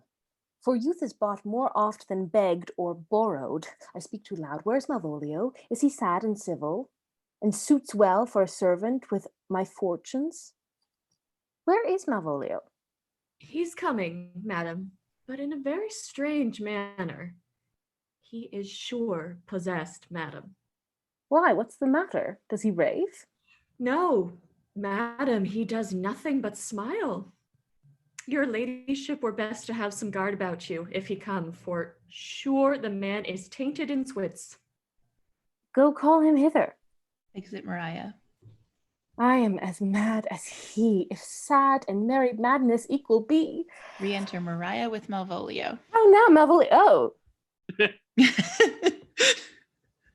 Sweet lady. Ho! Smilest thou? I sent for thee upon a sad occasion. Sad lady, I could be sad. This does make some obstruction in the blood, this cross-gartering. But what of that? If it please the eye of one, it is with me as the very sonnet is. Please one and please all. Why, how dost thou, man? What is it the matter with thee? Aye, not black in my mind, though yellow in my legs. It did come to his hand, and commands shall be executed. I think we do know the sweet Roman hand. Wilt thou go to bed, Malvolio? To bed?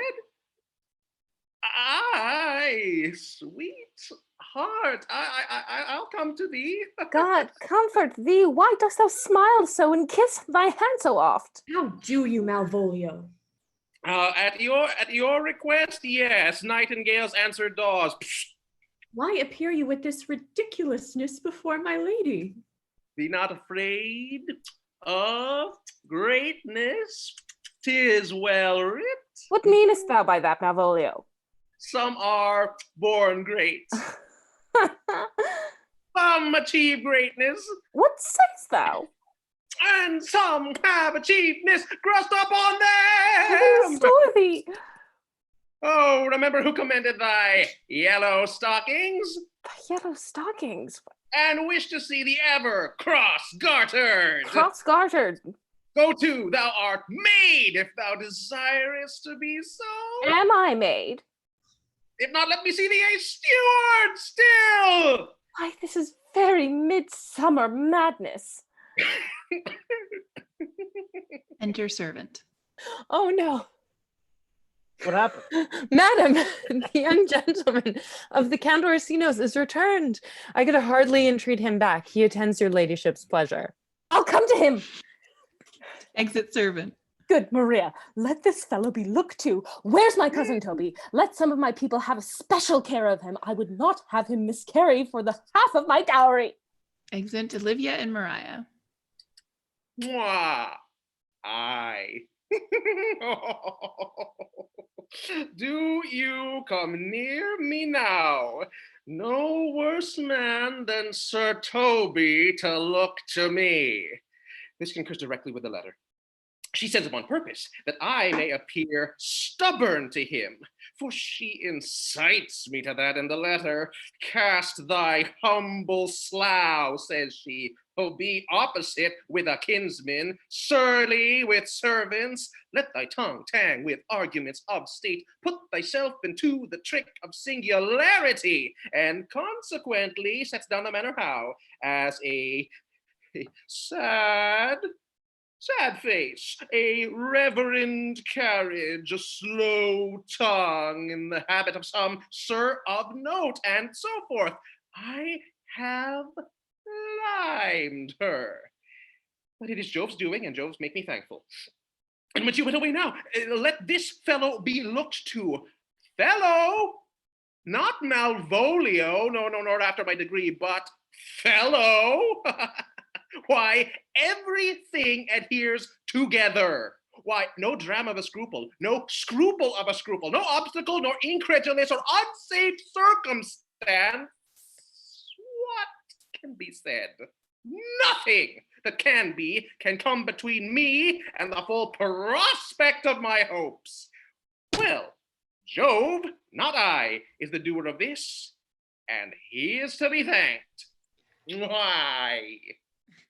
Re-enter Mariah with Sir Toby Belch and Fabian. Which way is he? In the name of sanctity! If all the devils be of hell be drawn in little, and Legion himself possess them, yet I'll speak to him. Here he is, here he is. How is't with you, sir? How is't with you, man? Go off. I discard you. Let me enjoy my private. Go off. Lo, how hollow the fiend speaks within him. Did not I tell you?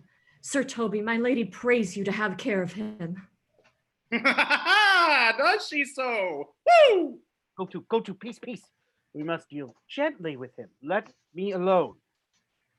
How do you, Malvolio? How is't with you? What man? Defy the devil. Consider he's an enemy to mankind. Do you know what you say? La, you, and you speak ill of the devil, how he takes it at heart. Pray God he be not bewitched. Carry his water to the wise woman.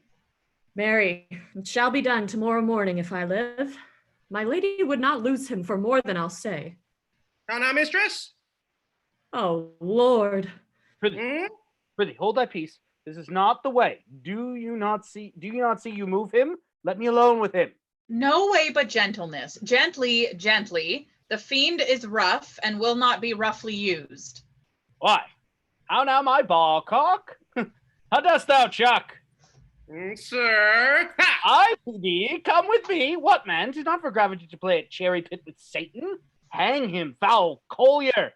Get him to say his prayers, good Sir Toby. Get him to pray. My prayers, minx. No, I warn you, he will not hear of godliness. Go. Hang yourselves, all. You are idle, shallow things. I am not of your element. You shall know more hereafter. Exit. It's possible. If this were played upon a stage now, I could condemn it as an improbable fiction. His very genius hath taken the infection of the device, man. Nay, pursue him now, lest the device take air and taint. Why, we shall make him mad indeed. Yeah, the house will be the quieter. Come, we'll have him in a dark room and bound. My niece is already in the belief that he's mad. We may carry it thus, for our pleasure in his penance, till our very pastime, tired out of breath, prompt us to have mercy on him. At which time we will bring the device to the bar and crown thee for a finder of madmen. But see. Enter Sir Andrew. More matter for a May morning. All right, here's the challenge. Read it. Warrant there's vinegar and pepper in it. Is't so saucy? It is. I warrant him do but read. Give me. Reads. Youth, whatsoever thou art but a scurvy fellow. Good and valiant. Wonder not, nor admire not in thy mind why I do call thee so, for I will show thee no reason for it. A good note that keeps you from the blow of the law. Thou comest to the Lady Olivia, and in my sight she used thee kindly, but thou liest in thy throat. That is no matter. I challenge thee for... Very brief, and to exceeding good sense, Liz. I will waylay thee going home, where if it be thy chance to kill me... Good. Thou kill'st me like a rogue and a villain. Still, you keep on the windy side of the law. Good. Fare thee well, and God have mercy upon one of our souls. He may have mercy upon mine, but my hope is better, and so look to thyself. Thy friend, as thou usest him, and thy sworn enemy, Andrew Aguecheek. If this letter move him not, his legs cannot. I'll give 't him. You may have very fit occasion for it. He's now in some commerce with my lady, and will by and by depart. Go, Sir Andrew. Scout me for him in the corner of the orchard, like a bum bailey. So soon as ever thou seest him, draw, and as thou drawest him, swear horrible. For it comes to pass oft that a terrible oath, with a swaggering accent sharply twinged off, gives manhood more approbation than ever proof itself would have earned him. Away! Nay, let me alone for swearing. Exit. Now will I not deliver this letter, for the behavior of the young gentleman gives him out to be of good capacity and breeding. His employment between his lord and my niece confirms no less. Therefore, this letter, being so excellently ignorant, will breed no terror in the youth. He will find it comes from a clodpole. But, sir, I will deliver his challenge by word of mouth, set upon Aguecheek a notable report of valor, and drive the gentleman, as I know this youth will aptly receive it, into a most hideous opinion of his rage, skill, fury, and impetuosity. This will so fright him that they both will look, that they will kill one another by the look, like cockatrices. Re-enter Olivia with Viola. Here he comes with your niece. Give them way till he take leave, and presently after him. I will meditate a while upon some horrid message for a challenge. Exit Sir Toby Belch, Fabian, and Mariah. I've said too much unto a heart of stone, and laid mine honor to uncherry out. There's something in me that reproves my fault, but such a headstrong, potent fault it is, that is but mocks reproof. With the same behavior that your passion bears goes on my master's grief. Here, wear this jewel for me. 'Tis my picture. Refuse it not, it hath no tongue to vex you. And I beseech you, come again tomorrow. What shall you ask of me that I'll deny? That honor saved may upon asking give? Nothing but this, your true love for my master. How with mine honor may I give him that which I have given to you? I will acquit you. Well, come again tomorrow, fare thee well. A fiend like thee might bear my soul to hell. Exit. Re-enter Sir Toby Belch and Fabian. Gentlemen, God save you. And you, sir.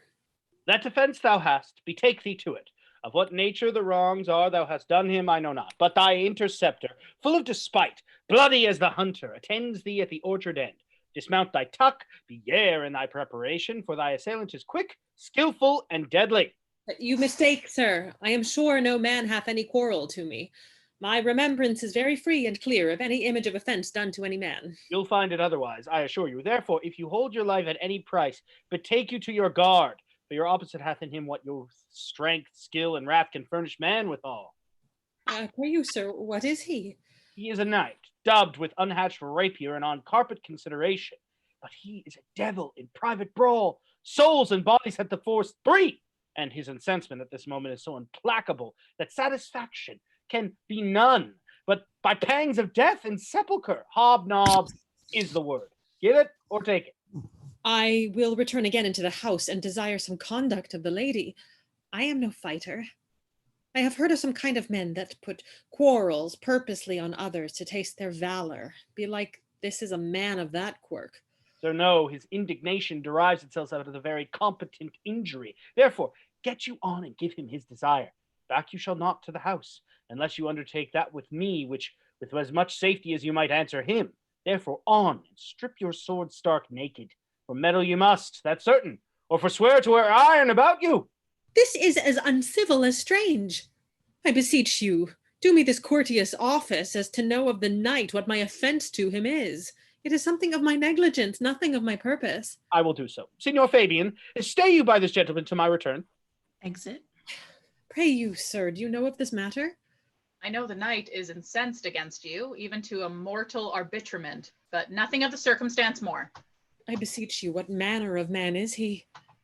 Nothing of that wonderful promise, to read him by his form, as you are like to find him in the proof of his valor. He is indeed, sir, the most skillful, bloody, and fatal opposite that you could possibly have found in any part of Illyria. Will you walk towards him? I will make your peace with him if I can. I shall be much bound to you for it. I am one that had rather go with Sir Priest than Sir Knight. I care not who knows so much of my mettle. Excellent. Re-enter Toby and Andrew. Why, man, he's a very devil. I have not seen such a farrago. I have a pass with him, rapier, scabbard, and all, and he gives me the stuck in with such a mortal motion that it is inevitable. And on the answer, he pays you as surely as your feet hit the ground they step on. They say he has been a fencer to the Sophie. Oh. Coxon it, I'll not meddle with him. Aye, but he will now not be pacified. Fabian can scarce hold him yonder. Plague on't. And I thought he'd been valiant and so cunning in fence. I'd have seen him damned ere I'd have challenged him. Let him let the matter slip, and I'll give him my horse, Grey Capulet. I'll make the motion, and stand here, make a good show on it. This shall end without the perdition of souls. Mary, I'll ride your horse as well as I ride you. Re-enter Fabian and Viola. I have his horse to take up the quarrel. I have persuaded him the youth's a devil. He is as horribly conceited of him, and pants and looks pale as if a bear were at his heels. No remedy, sir. He will fight with you for oath's sake. Mary, he hath better bethought of him of his quarrel, and he finds that now scarce to be worth talking of. Therefore draw, for the supportance of his vow. He protests he will not hurt you. Oh, pray God, defend me. A little thing would make me tell them how much I lack of a man. Give ground if you see him furious. Come, Sir Andrew, there's no remedy. The gentleman will, for his honor's sake, have one bout with you. He cannot by the duello avoid it, but he has promised me, as he is a gentleman, a soldier, he will not hurt you. Come on to it. Pray God he keep his oath. I do assure you, 'tis against my will. They draw. Enter Antonio. Put up your sword! If this young gentleman have done offense, I take the fault on me. If you offend him, I for him defy you. You, sir? Why, what are you? One, sir, that for his love dares yet do more than you have heard him brag to you he will. Nay, if you be an undertaker, I am for you. They draw. Ting, ting, ting, ting, ting. Oh, good Sir Toby, hold! Here comes the officers. Enter officers. Hey, sir, put up your sword, if you please. Marry will I, sir, and for that I promise you I'll be as good as my word. He will bear you easily as reins well. This is the man, do thy office. Antonio, I arrest thee at the suit of Count Orsino. You do mistake me, sir. No, sir, no, John. I know your favor well, though now you have no sea cap on your head. Take him away. He knows I know him well. I must obey. This comes with seeking you, but there's no remedy. I shall answer it. What will you do? Now my necessity makes me ask you for my purse. It grieves me much more for what I cannot do for you than what befalls myself. You stand amazed, but be of comfort. Come, sir, away. I must entreat of you some of that money. What money, sir? For the fair kindness you have showed me here, and part being prompted by your present trouble, out of my lean and low ability, I'll lend you something. My having is not much. I'll make division of my present with you. Hold, here's half my coffer. Will you deny me now? Is it possible that my deserts to you can lack persuasion? Do not tempt my misery, lest it make me so unsound a man as to upbraid you with those kindnesses that I have done for you.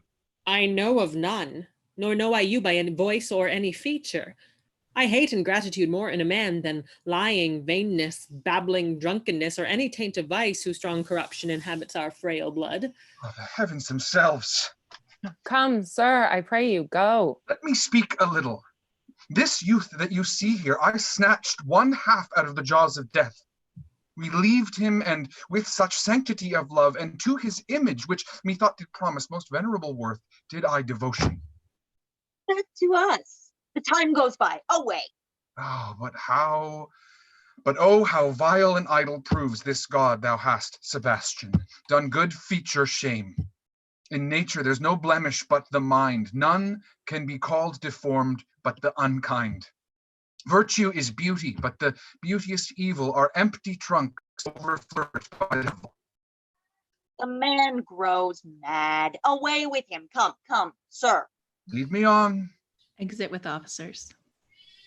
Methinks his words do from such passion fly that he believes himself. So do not I. Prove true, imagination. Oh, prove true that I, dear brother, be now ta'en for you. Come hither, knight, come hither, Fabian. We'll whisper a couplet of two of most sage saws. He named Sebastian. I my brother know, yet living in my glass. Even such and so in favor was my brother, and he went still in this fashion, color, ornament, for him I imitate.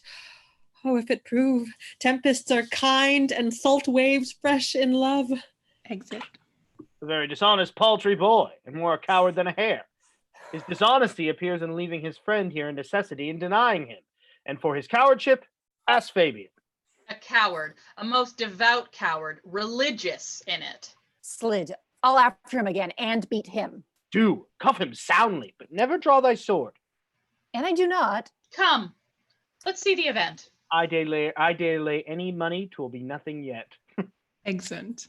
Act 4, Scene 1, before Olivia's house. Enter Sebastian and Clown. Will you make me believe that I am not sent for you? Go to.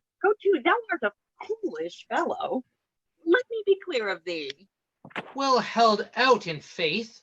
No, I do not know you, nor I am not sent to you by my lady to bid you come speak with her. Nor your name is not Master Cesario, nor is this not my nose, neither. Nothing that is so is so. I prithee, vent thy folly somewhere else. Thou know'st not me. Vent my folly? He has heard that word of some great man and now applies it to a fool.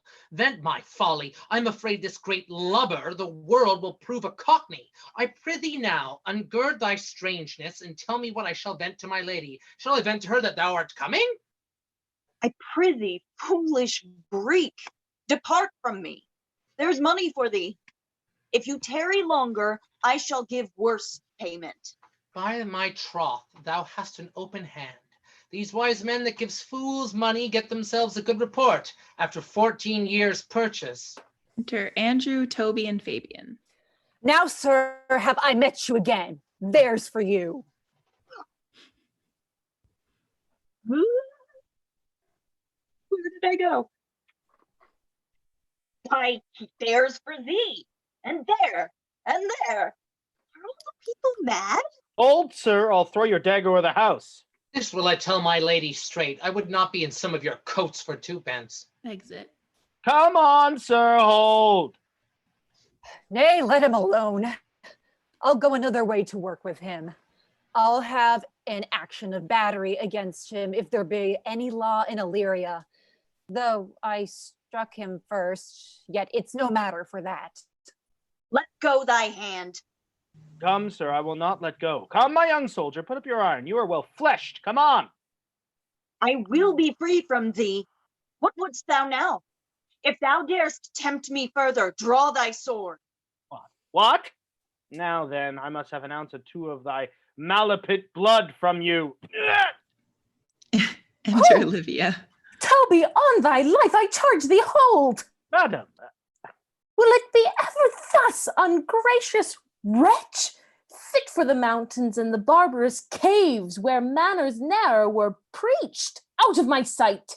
Be not offended, dear Cesario. Rudesby, be gone. Exit Sir Toby, Andrew, and Fabian. I pray thee, gentle friend, let thy fair wisdom, not thy passion, sway in this uncivil and thou unjust extent against thy peace.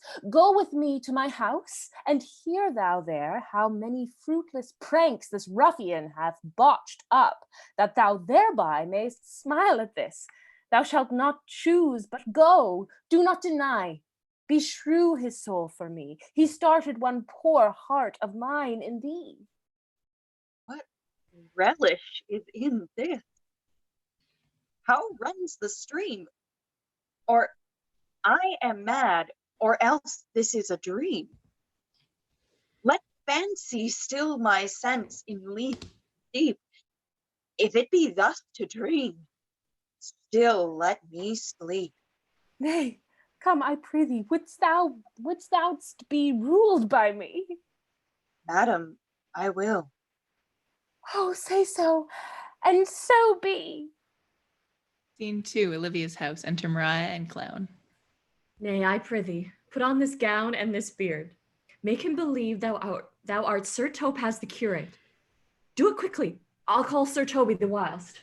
Exit. Well, I'll put it on, and I will dissemble myself in it. And would I were the first that ever dissembled in such a gown. I'm not tall enough to become the function well, nor lean enough to be thought a good student. But to be said an honest man and a good housekeeper goes as fairly as to say a careful man and a great scholar. The competitors enter. Joe bless thee, Master Parson. Buenos dias, Sir Toby, for as the old hermit of Prague that never saw pen and ink very wittily said to a niece of King Gorboduc, that is, so I being Master Parson am Master Parson. For what is that but that, and is but is? Here to him, Sir Topaz. What ho, I say, peace in this prison. The knave counterfeits well, a good knave. Who calls there? Sir Tobias, the curate who comes to visit Malvolio the lunatic. Sir Topaz? Sir Topaz, good Sir Topaz. Go to my lady. Out, hyperbolical fiend! How vexest thou this man? Talkest thou nothing but of ladies? Well said, Master Parson. Sir Topaz, never was man thus wronged. Good Sir Topaz, do not think I am mad. They have laid me here in hideous darkness. Fie, thou dishonest Satan! I call thee by the most modest terms, for I am one of those gentle ones that will use the devil himself with courtesy. Sayest that thou house is dark? As hell, Sir Topaz. Why, it hath bay windows transparent as barricadoes, and the clear stores toward the south north are as lustrous as ebony, and yet complainest thou of obstruction? I am not mad, Sir Topaz. I say to you, this house is dark.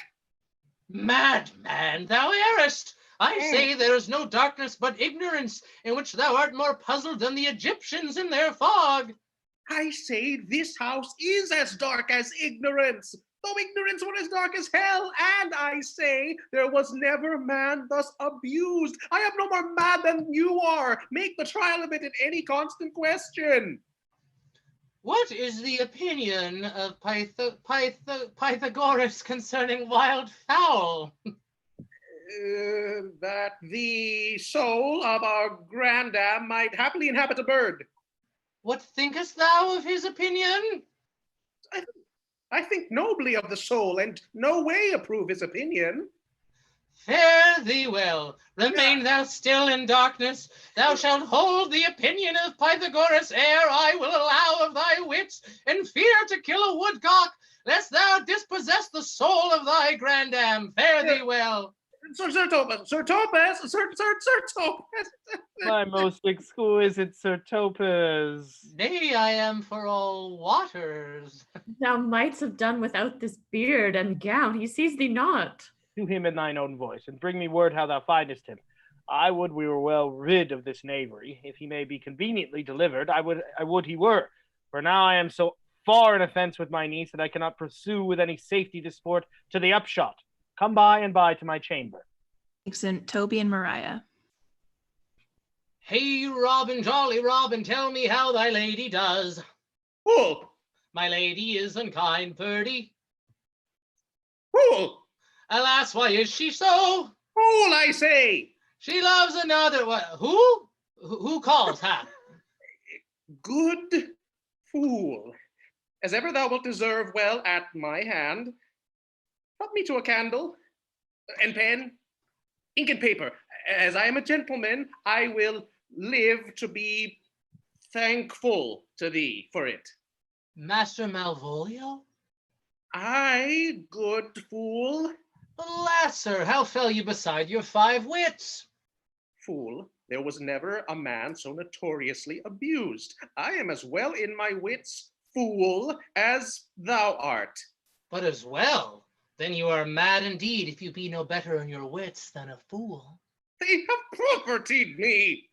Keep me in darkness. Send ministers to me, asses, and do all they can to face me out of my wits. Advise you what you say. The minister is here. Malvolio, Malvolio, thy wits the heavens restore. Endeavor thyself to sleep and leave thy vain bibble babble. The Topus? Mountain no words with him, good fellow. Who, I, sir? Not I, sir. God be with you. God be with you, good Sir Topus. Marry, amen. I will, sir, I will. Fool, I say. Alas, sir, be patient. What say you, sir? I am silent for speaking to you. Good fool, help me to some light and some paper. I tell thee, I am as well in my wits as any man in Illyria. Well, a day that you were, sir. By this hand I am. Good fool, some ink, paper, and light, and convey what I will set down to my lady. It shall advantage thee more than ever the bearing of letter did. I will help you to it, but tell me true, as you are not mad indeed, or do you but counterfeit? Believe me, I am not, I tell thee, true.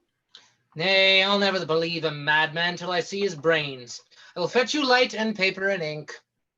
Fool, I'll requite it in the highest degree. I prithee be gone.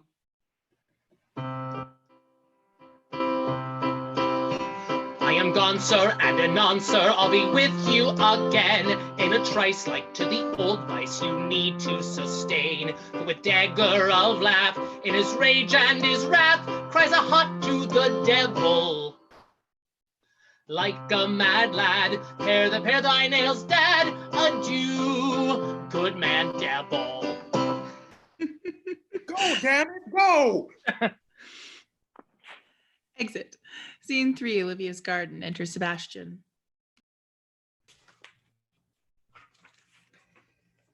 This is the air. That is the glorious sun. This pearl she gave me, I do see it, I do feel it, and see it, and though 'tis wonder that enwraps me thus, yet 'tis not madness. Where's Antonio then? I could not find him at the Elephant, yet there he was, and there I found his credit, that he did range the town to seek me out. His counsel now might do me golden service, for though my soul disputes well with my sense that this may be some error, but no madness, yet doth this accident and flood of fortune so far exceed all instance, all discourse, that I am ready to distrust mine eyes and wrangle with my reason that persuades me to any other trust, but that I am mad, or else the lady's mad. Yet, if 'twere so, she could not sway her house, command her followers, take and give back affairs and their dispatch with such a smooth, discreet, and stable bearing as I perceive she does. There's something in't that is deceivable. But here the lady comes. Enter Blame Olivia not and this- priest. Blame not this haste of mine. If you mean well, now go with me and this holy man into the chantry by, there before him, and underneath that consecrated roof, plight me the full assurance of your faith, that my most jealous and too doubtful soul may live at peace. He shall conceal it, whiles you are willing, it shall come to note. What time we will our celebrations keep according to my birth. What do you say? I'll follow this good man and go with you. And having sworn truth, ever will be true. Then lead the way, good father, and heaven so shine that they may fairly note this act of mine. Exeunt. Act 5, Scene 1, before Olivia's house, enter Clown and Fabian. Now, as thou lovest me, let me see his letter. Good Master Fabian, grant me another request. Anything. Do not desire to see this letter. This is to give a dog, and in recompense, desire my dog again. Enter Orsino, Viola, Curio, and Lords. I'm back, baby. Belong you to the Lady Olivia, friends? Aye, sir, we are some of her trappings. I know thee well. How dost thou, my good fellow? Truly, sir, the better for my foes and the worse for my friends. Just the contrary, the better for thy friends. No, sir, the worse. How can that be? Marry, sir, they praise me and make an ass of me, and now my foes tell me plainly I am an ass. So that by my foes, sir, I profit in the knowledge of myself, and by my friends I am abused. So that conclusions to be as kisses, if your 4 negatives make your 2 affirmatives, why then, the worse for my friends and the better for my foes. Why, this is excellent. By my troth, sir, know, though it please you to be one of my friends. Thou shalt not be the worse for me, there's gold. But that would be double dealing, sir. I would you could make it another. Oh, you give me ill counsel. Put your grace in your pocket, sir, for this once, and let your flesh and blood obey it. Well, I will be so much a sinner to be a double dealer. There's another. Primo, secundo, tertio, it is a good play, and the old saying is, the third pays for all. The triplex, sir, is a good tripping measure, or the bells of St. Bennet, sir, may put you in mind. 1, 2, 3. You can fool no more money out of me at this throw. If you will let your lady know I am here to speak with her and bring her along with you, it may awake my bounty further. Marry, sir, lullaby to your bounty till I come again. I go, sir, but I would not have you to think that my desire of having is the sin of covetousness. But as you say, sir, let your bounty take a nap. I will wake it anon. Exit. Here comes the man, sir, that did rescue me. Enter Antonio and officers. The face of his I do remember well. When I saw it last, it was besmeared as black as Vulcan in the smoke of war.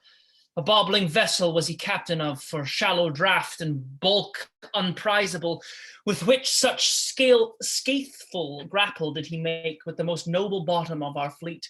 Very envy and the tongue of loss cried fame and honor on him. What's the matter?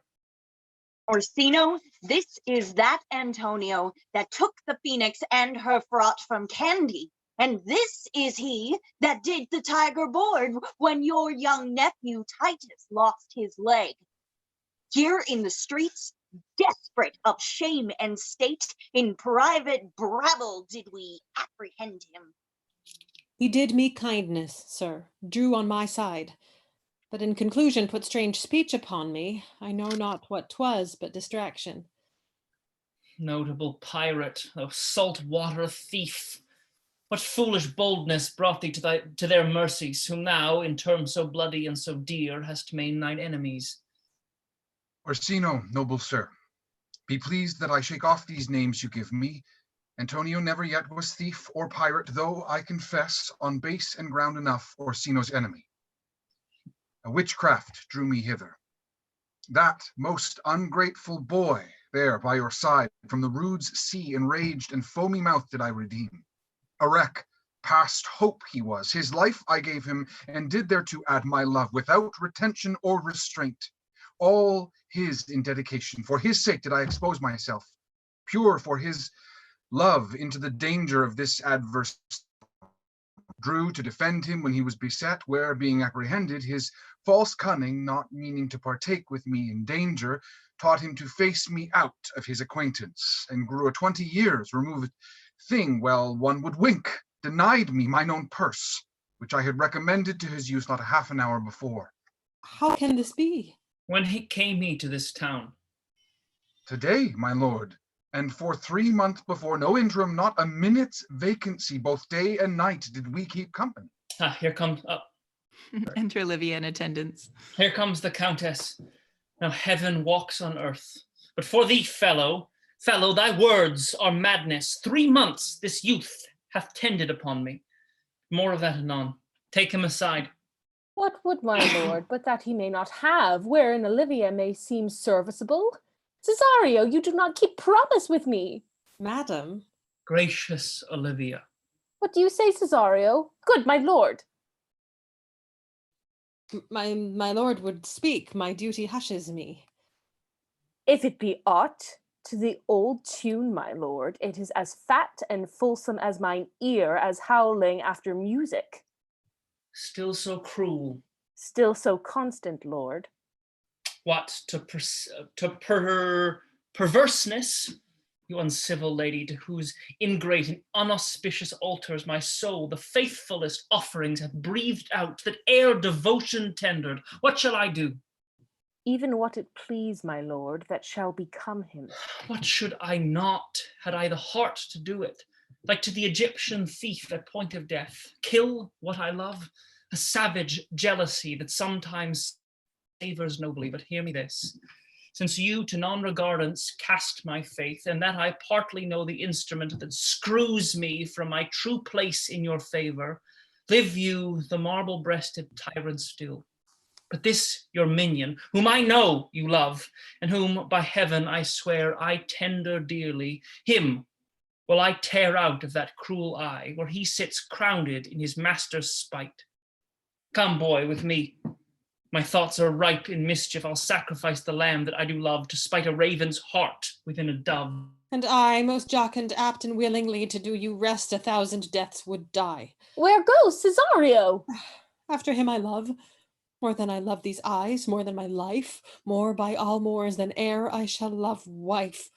If I do feign, you witnesses above, punish my life for tainting of my love. Ay, me detested, how am I beguiled? Who does beguile you? Who does do you wrong? Hast thou forgot thyself? Is it so long? Call forth thy holy father. Come away. Whither, my lord? Cesario, husband, stay. Husband? Aye, husband. Can he that deny? Her husband, sirrah. No, no, my lord, not I. Alas, it is the baseness of thy fear that makes thee strangle thy propriety. Fear not, Cesario, take thy fortunes up. Be that thou knowest thou art, and then thou art as great as thou fearest. Enter priest, now played by Hilary. Welcome, father. Father, I charge thee by thy reverence, here to unfold, though lately we intended to keep in darkness what occasion now reveals before 'tis ripe. What thou dost know hath newly passed between this youth and me. A contract of eternal bond of love, confirmed by mutual joinder of your hands, attested by the holy close of lips, strengthened by interchangement of your rings, and all the ceremony of his compact, sealed in my function by my testimony, since when, my watch hath told me, toward my grave, I have traveled but 2 hours. Thou dissembling cub. What wilt thou be when time hath sowed a grizzle on thy case? Will not else thy craft so quickly grow that thine own trip shall be thine overthrow? Farewell, and take her, but direct thy feet, where thou and I henceforth may never meet. My lord, I do protest. Oh, do not swear. Hold little faith, though thou hast too much fear. Enter Sir Andrew. For the love of God, a surgeon, send one presently to Sir Toby. What's the matter? Oh, he has broke my head across, and he has given Sir Toby a bloody coxcomb too. For the love of God, your help. I had rather than £40 I were at home. Who has done this, Sir Andrew? The Count's gentleman, one Cesario. We took him for a coward, but he's the very devil incarnate. My gentleman, Cesario. Odds lifelings, here he is. You broke my head for nothing. And that I did, I was set on to do it by Sir Toby. Why do you speak to me? I never hurt you. You drew your sword upon me without cause, but I bespoke you fair and hurt you not. If a bloody coxcomb be a hurt, you have hurt me. I think you said nothing by a bloody coxcomb. Enter Toby and Clown. Oh, here comes Sir Toby halting. You shall hear more. But if he had not been in drink, he would have tickled you other gates than he did. Now, gentlemen, how is it with you? It's all one. He's hurt me, and there's an end on it. Sot! Didst thou see Dick Surgeon, Sot? Oh, he's drunk, Sir Toby, an hour agone. His eyes were set at 8 this morning. Then he's a rogue and a passy measures paying. I hate a drunken rogue. Away with him! Who hath made this havoc with him? I'll help you, Sir Toby, because we'll be dressed together. Will you help? An asshead and a coxcomb and a knave. A thin-faced knave. A gull. Get him to bed and let his hurt be looked to. Exit Clown, Fabian, Toby, and Andrew. Enter Sebastian. I am sorry, madam. I have hurt your kinsman. But had it been the brother of my blood, I must have done no less with wit and safety. You throw a strange regard upon me, and by that I do perceive it hath offended you. Pardon me, sweet one, even for the vows we made each other but so late ago. One face, one voice, one habit, and two persons. A natural perspective that is and is not. Antonio, oh, my dear Antonio, how have the hours racked and tortured me since I have lost thee? Sebastian, are you? Fear'st thou that, Antonio? How have you made division of yourself? An apple cleft in two is not more twin than these two creatures. Which is Sebastian? Most wonderful. Do I stand there? I never had a brother, nor can there be that deity in my nature of here and everywhere. I had a sister, whom the blind waves and surges have devoured. Of charity, what kin are you to me? What countryman? What name? What parentage? Of Messaline, Sebastian was my father. Such a Sebastian was my brother, too. So went he suited to his watery tomb. If spirits can assume both form and suit, you come to fright us. A spirit I am indeed, but am in that dimension grossly clad, which from the womb I did participate. Were you a woman, as the rest goes even, I should my tears let fall upon your cheek, and say, thrice welcome, drowned Viola. My father had a mole upon his brow. And so had mine. And died that day when Viola from her birth had numbered 13 years. Oh, that record is lively in my soul. He finished indeed his mortal act that day that made my sister 13 years. If nothing lets to make us happy both, but this, my masculine usurped attire. Do not embrace me till each circumstance of place, time, fortune do cohere and jump that I am Viola. Which to confirm, I'll bring you to a captain in this town where lie my maiden weeds, and by whose gentle help I was preserved to serve this noble count. All the occurrence of my fortune since hath been between this lady and this lord. So comes it, lady, you have been mistook, but nature to her bias drew in that. You would have been contracted to a maid, nor are you therein by my life deceived. You are betrothed both to a maid and a man. Be not amazed. Right noble is his blood. If this be so, as yet the glass seems true. I shall have share in this most happy wreck. Boy, thou hast said to me 1,000 times, thou never shouldst love woman like to me. And all those sayings will I overswear, and all those swearings keep as true in soul as doth the orbed continent with fire that severs day from night. Give me thy hand. and let me see thee in thy woman's weeds. The captain that did bring me first on shore hath my maid's garments. He upon some action is now in durance at Malvolio's suit, a gentleman and follower of my lady's. He shall enlarge him. Fetch Malvolio hither. And yet, alas, now I remember me. They say, poor gentleman, he's much distraught. Re-enter clown with a letter and Fabian. The most exacting frenzy of mine own from my remembrance clearly banished his. How does he, Sirrah? Truly, madam, he holds Beelzebub at the staves, and as well as a man in his case may do, has here writ a letter to you. I should have given to you today morning, but as a madman's epistles are no gospels, so it skills not much when they are delivered. Open it and read it. Look, then, to be well edified when the fool delivers the madman. By the Lord, madam. How now? Art thou mad? No, madam, I do but read madness, and your ladyship will have it as it ought to be. You must allow vox. Prithee, read in thy right wits. So I do, Madonna, but to read his right wits is to read thus.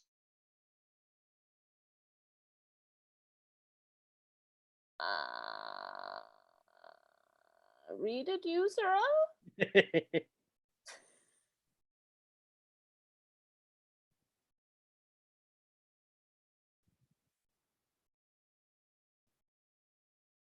Who do we have? Do we have Fabian? Fabian. Where'd he go? I don't know. Oh. Fabian, are you there? I think they might have had tech.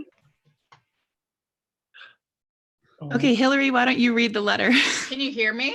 Yeah. Oh, hey, there you go. Okay, sick, great. No? No, yeah. No sound? Yes. Yes. James and Gabby, Yeah? go. Yeah, Gabby, go ahead. Okay. By the Lord, madam, you wrong me, and the world shall know it. Though you have put me into darkness and given your drunken cousin rule over me, yet have I the benefit of my senses as well as your ladyship. I have your own letter that induced me to the semblance I put on, with the which I doubt not but to do myself much right or you much shame. Think of me as you please. I leave my duty a little unthought of and speak out of my injury. The madly used Malvolio. Did he write this? Aye, madam.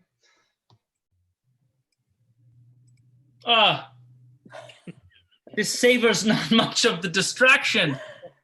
See him delivered, Fabian. Bring him hither. Exit Fabian.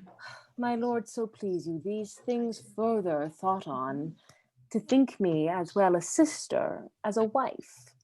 One day shall crown the alliance on't, so please you, here at my house and at my proper cost. Madam, I am most apt to embrace your offer. Your master acquits you, and for your service done him so much against the mettle of your sex, so far beneath your soft and tender breeding, and since you called me master for so long, here is my hand. You shall from this time be your master's mistress. A sister. You are she. Re-enter Fabian with Malvolio. Is this the madman? Aye, my lord, this same. How now, Malvolio? Madam, you have done me wrong. Notorious wrong. Have I, Malvolio? No. Lady, you have. Pray you, peruse that letter. You must not now deny it is your hand. Write from it, if you can, in hand or phrase, or say 'tis not your seal, nor your invention. You can say none of this. Well, grant it then, and tell me, in the modesty of honor, why you have given me such clear lights of favor. Bade me come smiling and cross-gartered to you, to put on yellow stockings and to frown upon Sir Toby and the lighter people, and acting this in an obedient hope, why have you suffered me to be imprisoned, kept in a dark house, visited by the priest, and made the most notorious geck and gull that Ere invention played upon. Tell me why. Alas, Malvolio, this is not my writing. Though I confess, much like the character, but out of question 'tis Mariah's hand. And now I do bethink me, it was she first told me thou wast mad, then camest in smiling, and in such forms which here were presupposed upon thee in the letter. Prithee, be content. This practice hath most shrewdly passed upon thee. But when we know the grounds and authors of it, thou shalt be both a plaintiff and the judge of thine own cause. Good madam, hear me speak, and let no quarrel nor no brawl to come taint the condition of this present hour, which I have wondered at. In hope it shall not, most freely I confess, myself and Toby set this device against Malvolio here, upon some stubborn and uncourteous parts we had conceived against him. Maria writ the letter at Sir Toby's great importance, in recompense whereof he hath married her, how with a sportful malice it was followed, nay rather pluck on laughter than revenge, if that the injuries be justly weighed that have on both sides passed. Alas, poor fool, how have they baffled thee? Why, some are born great, some achieve greatness, and some have greatness thrust upon them. I was one, sir, in this interlude, one Sir Topus, sir, but that's all one. By the Lord Fool, I am not mad, but do you remember, madam, why you laugh at such a barren rascal? And you smile not, he's gagged. And thus the whirligig of time brings in his revenges. I'll be revenged on the whole pack of you. Exit. He have been most notoriously abused. Pursue him and entreat him to a peace. He hath not yet told us of the captain yet. When that is known and golden time convents us, a solemn combination shall be made of our dear souls. Meantime, sweet sister, we will not part from hence. Cesario, come, for so you shall be while you are a man, when in other habits you are seen, Orsino's mistress and his fancy's queen. Exeunt all except clown. When that I was and a little tiny boy, with a hey-ho, the wind and the rain, a foolish thing was but a toy, for the rain, it raineth every day. When I came to man's estate, with a hey-ho, the wind and the rain, can knaves and thieves men shut their gate, for the rain, it raineth every day.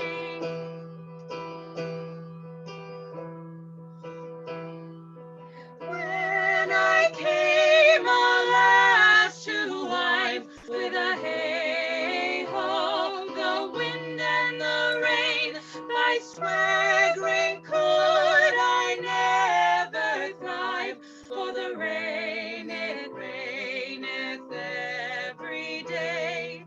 But when I came unto my bed, with a hey-ho, the wind and the rain, with toss but still had drunken his, for the rain, it raineth every day. A great while ago the world begun, with a hey-ho, the wind and the rain, but that's all one, our play is done, and we'll strive to please you every day. Huzzah! Exit. Yay! Fun. Thanks, guys. Just us? Cheers. Thanks, guys. Thank you. Thank you. Thank you, Cal. Have fun, everybody. All right. Stay safe. God bless. Take care. Yeah, everybody stay safe, stay inside. Stay Bye. home. God bless now.